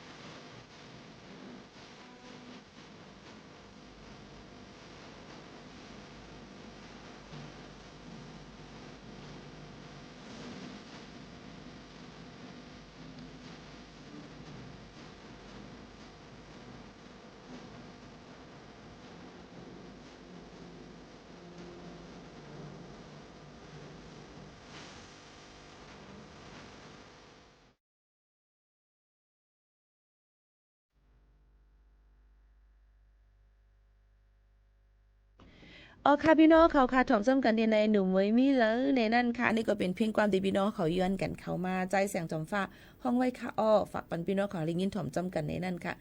หมักปอกมาในหลอมมองหาซื้อในค่ะคำปอคือไว้เอาในค่ะนะก้อยกาจึงหือกอลีปอมันถึงวันมันมามันตื่นมาคอยกันเนาะพี่น้องเขาค่ะผมชมภาพตอนกูก็เลยอันถ่อมตั้ง Facebook อันตัวดังไลฟ์ TikTok ในค่ะหลายตีหลายตั้งค่ะนะยินจมขอบใจกูก็กูก้นค่ะที่ต้องตักกันเข้ามาจ้อมกันดีในนั่นค่ะยก็กำเลยเขาขามาถ่อมด้วยแทงเมื่อเกเลยลัดกว่าว่าปรับคำเมืองมานอันเป็นปรับสีเหลืองเมืองห่มตุ่มนั่นในแต่หรือเปิ้นติเปลี่ยนไปแลกลายมือหนังหือมันปกติมีอันปลอมแหละหนังหือมันปกติขึ้นกับนั่นเปิ้นก็ติใจเป็นพาสปอร์ตอำนั้นก็ดิจิตอลนั่นค่ะนะพาสปอร์ตจำเจ้าหนังนั้นค่ะเนาะก็ติจ้างเฮ็ดเธอก้นเหมือนหนังว่าก้น2เมืองก้น2ที่2ตั้งแล้วจะขยับไว้นะคะในก็รู้เลยเลือกเอาอันใดอันนึงนะคะกำในแทงอันนึงนะคะเพราะว่าพี่น้องเขามีไว้วัดไว้วัด10ปีอัน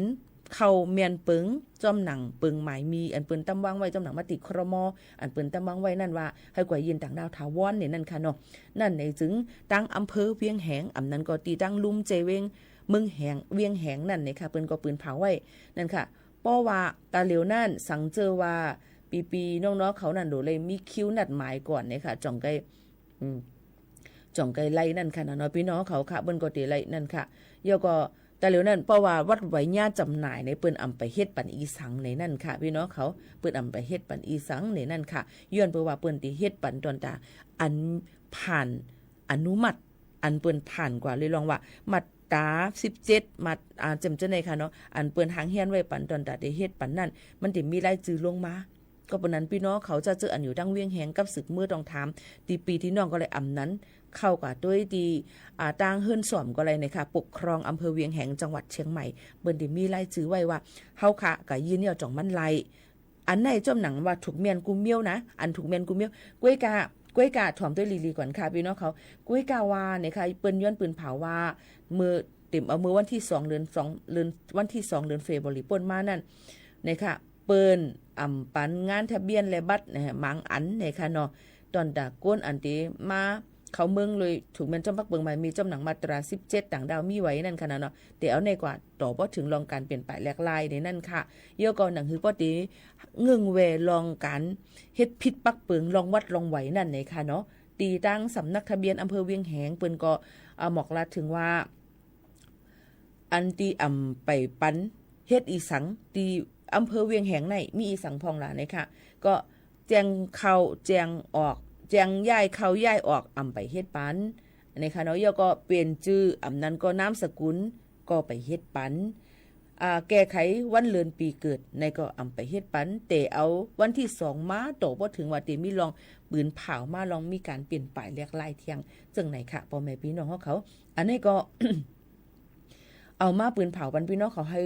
ฟังกันไว้จอมนั่นขนาดแล้วก็เอาเต็มเลยซุ่มข้าวยามมือนั่นขนาดมันไก่ค่ะลูกเนาะอันนี้เจ้าหนังไหนค่ะก้อยกาเปิ้นก็ติคึงปองเฮ็ดสร้างปันจ้าเจออันมีไว้วัดคิวเสไลคิวมันมาเย้าเนี่ยค่ะจอมหนังผู้ได้รับการอนุมัติเนี่ยค่ะเป็นเลินกว่ามันได้มีรายชื่อมาไว้ปันในนั่นค่ะลองการเหตุการณ์จอมหนังมาตรา17ในเนี่ยค่ะก็ได้ใจข้าวยามหมอก 1-3 วัน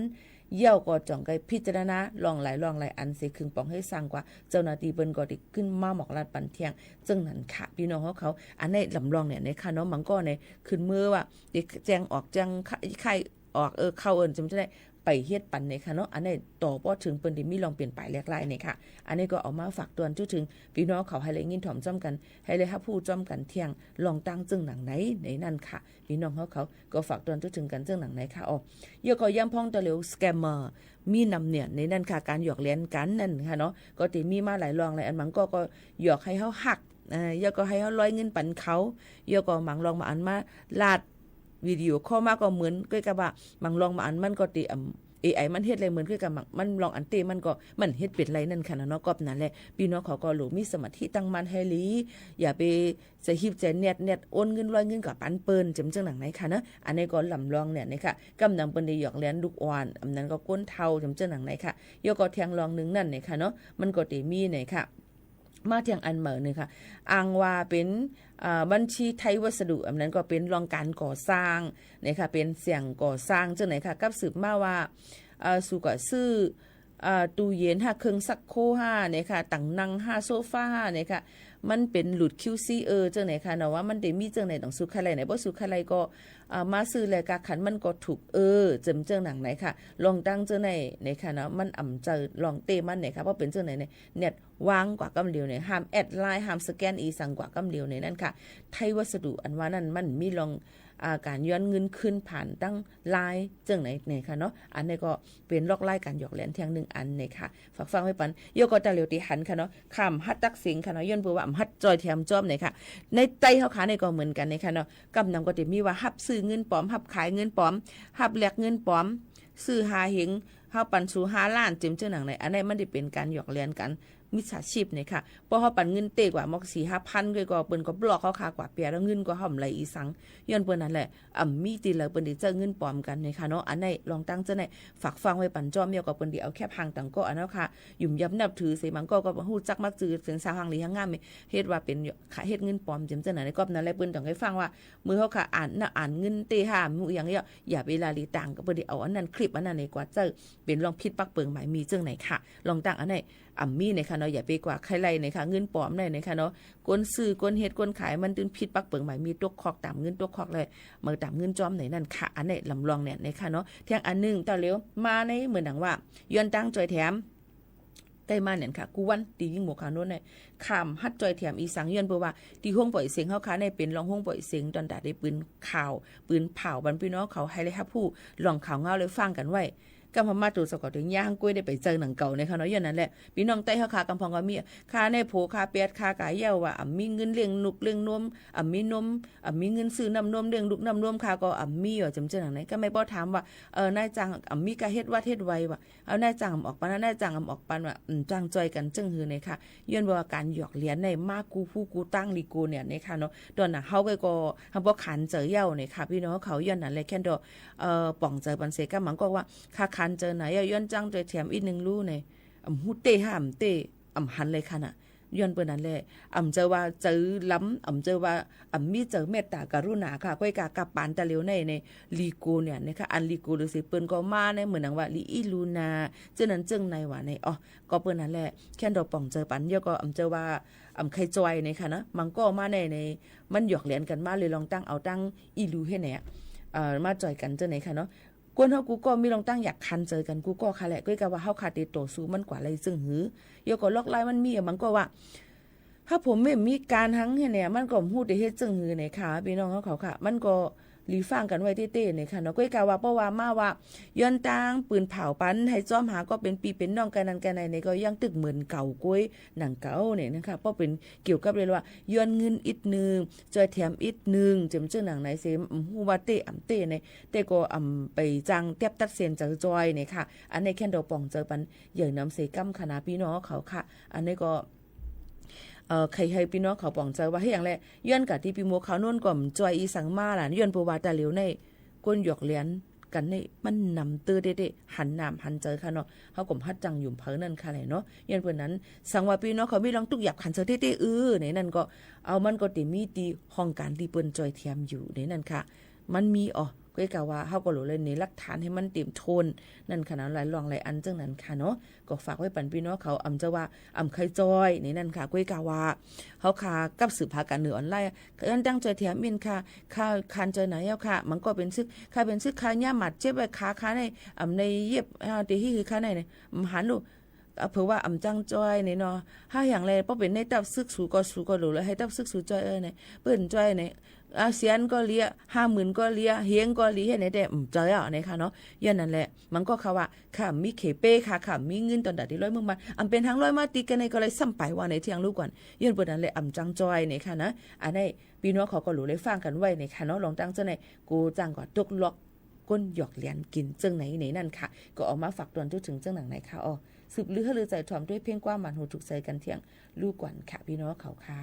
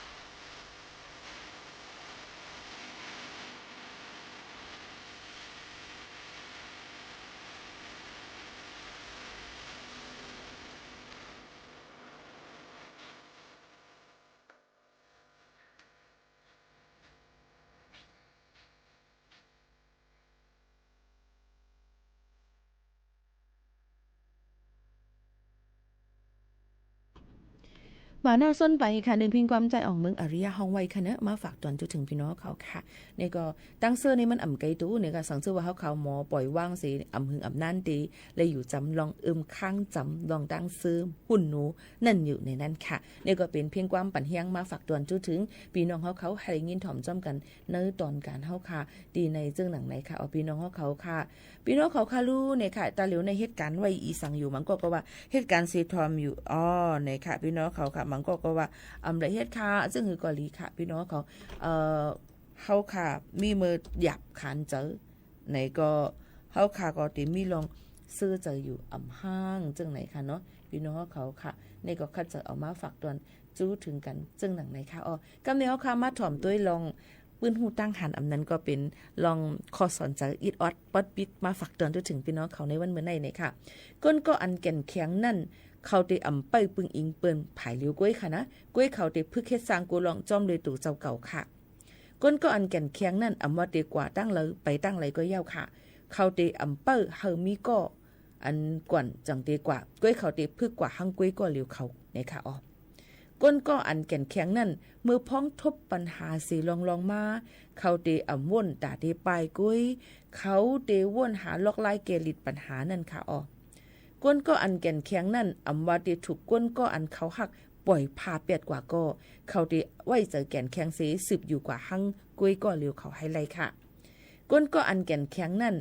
ว่าในจัดปานเดมีอ้อยก็มีก็หักอันอยู่ขิมคางก็เย้าเขาเตเจอเล็กมองเจอเขาเตสืบอยู่กว่าเฮามีตั้งเสื้อจอมโดยตู่เจ้าเก่าไฮไลท์นั่นค่ะ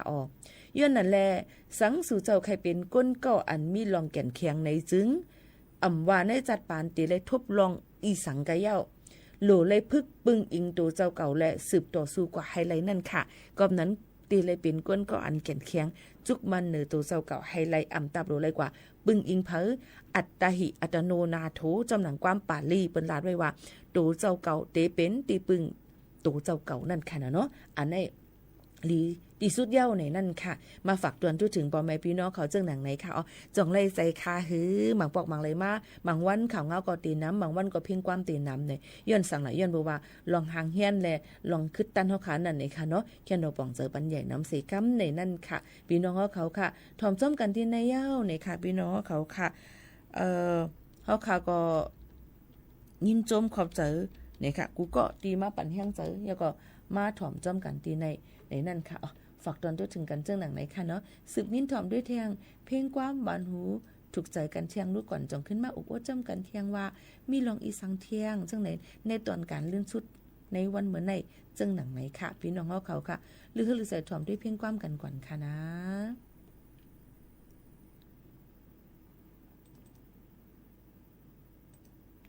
ตอนน่ะเพลงความอันเดเปิดปันพี่น้องเขาลิงินถ่อมก็ได้เป็นเพลงความเก่าใจสายเมาห้องไว้อันพี่น้องเขาย้อนกันเข้ามานั่นในค่ะสิปินถ่อมจำกันค่ะจู่เก่าในค่ะ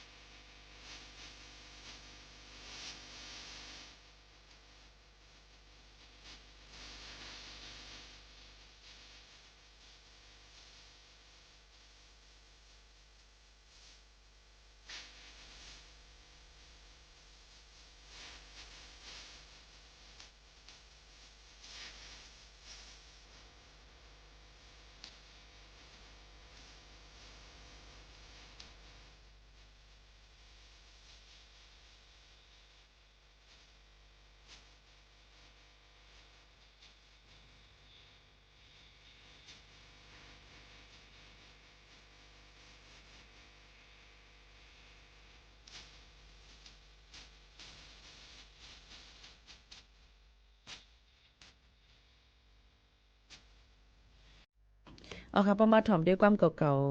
ๆจ่ายใส่เมาจังไหนเนอะเหมือนทางก็เลขลงกับกำเดียวค่ะเนาะเหมือนทางเฮาค่ะก็เลขอยู่เฮ็ดไหนค่ะนะก็จะเลื่อนเท้าอ่ะค่ะเฮาก็เท้าอ่ะก้นถอมก็เท้าอ่ะก้นหัวก็รับตาลืมเมืองกว่าเย้าเนี่ยค่ะเนาะเลยลองตั้งเป็นเต็มจังหนังไหนค่ะก็เดี๋ยวเลยว่าลีเสหลายมองเจอเด็กๆจนดักก้นอันกัดเขียนลงเดียนก็ลู่หายตายกว่าให้ในกำน้ำเย้าในนั่นค่ะเนาะพี่น้องเขาค่ะตัวหนังสังตูเฮาก็ฮู้ว่าฮู้วันเกิดก็ขนาดฮู้วันตายค่ะลงย้อนเปิ้นนั่นแหละมือพองมีอาศักใส่ใจอยู่ในครึ่งปองให้สร้างกว่าให้มันเป็นลองลีเนี่ยค่ะ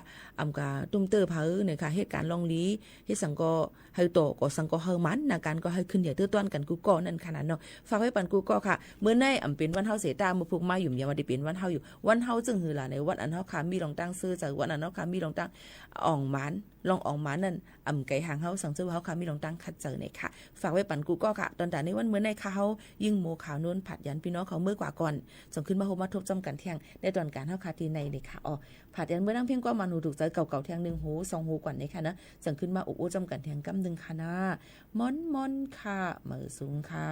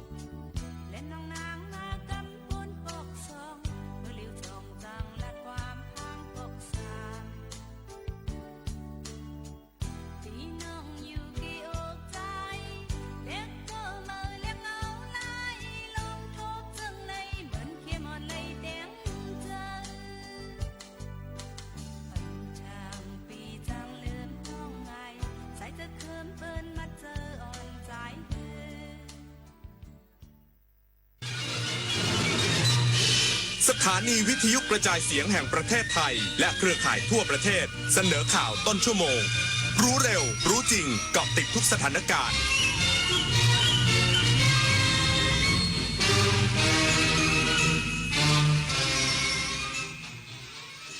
รับฟังข่าวต้นชั่วโมง 23 นาฬิกากับธราวุฒิวิชัยดิษฐ์ครับกรมการจัดหางานแก้ปัญหาวิกฤตขาดแคลนแรงงานเตรียมนำระบบ IT มาบริหารจัดการอีกสักครู่กลับมาติดตามรายละเอียดครับ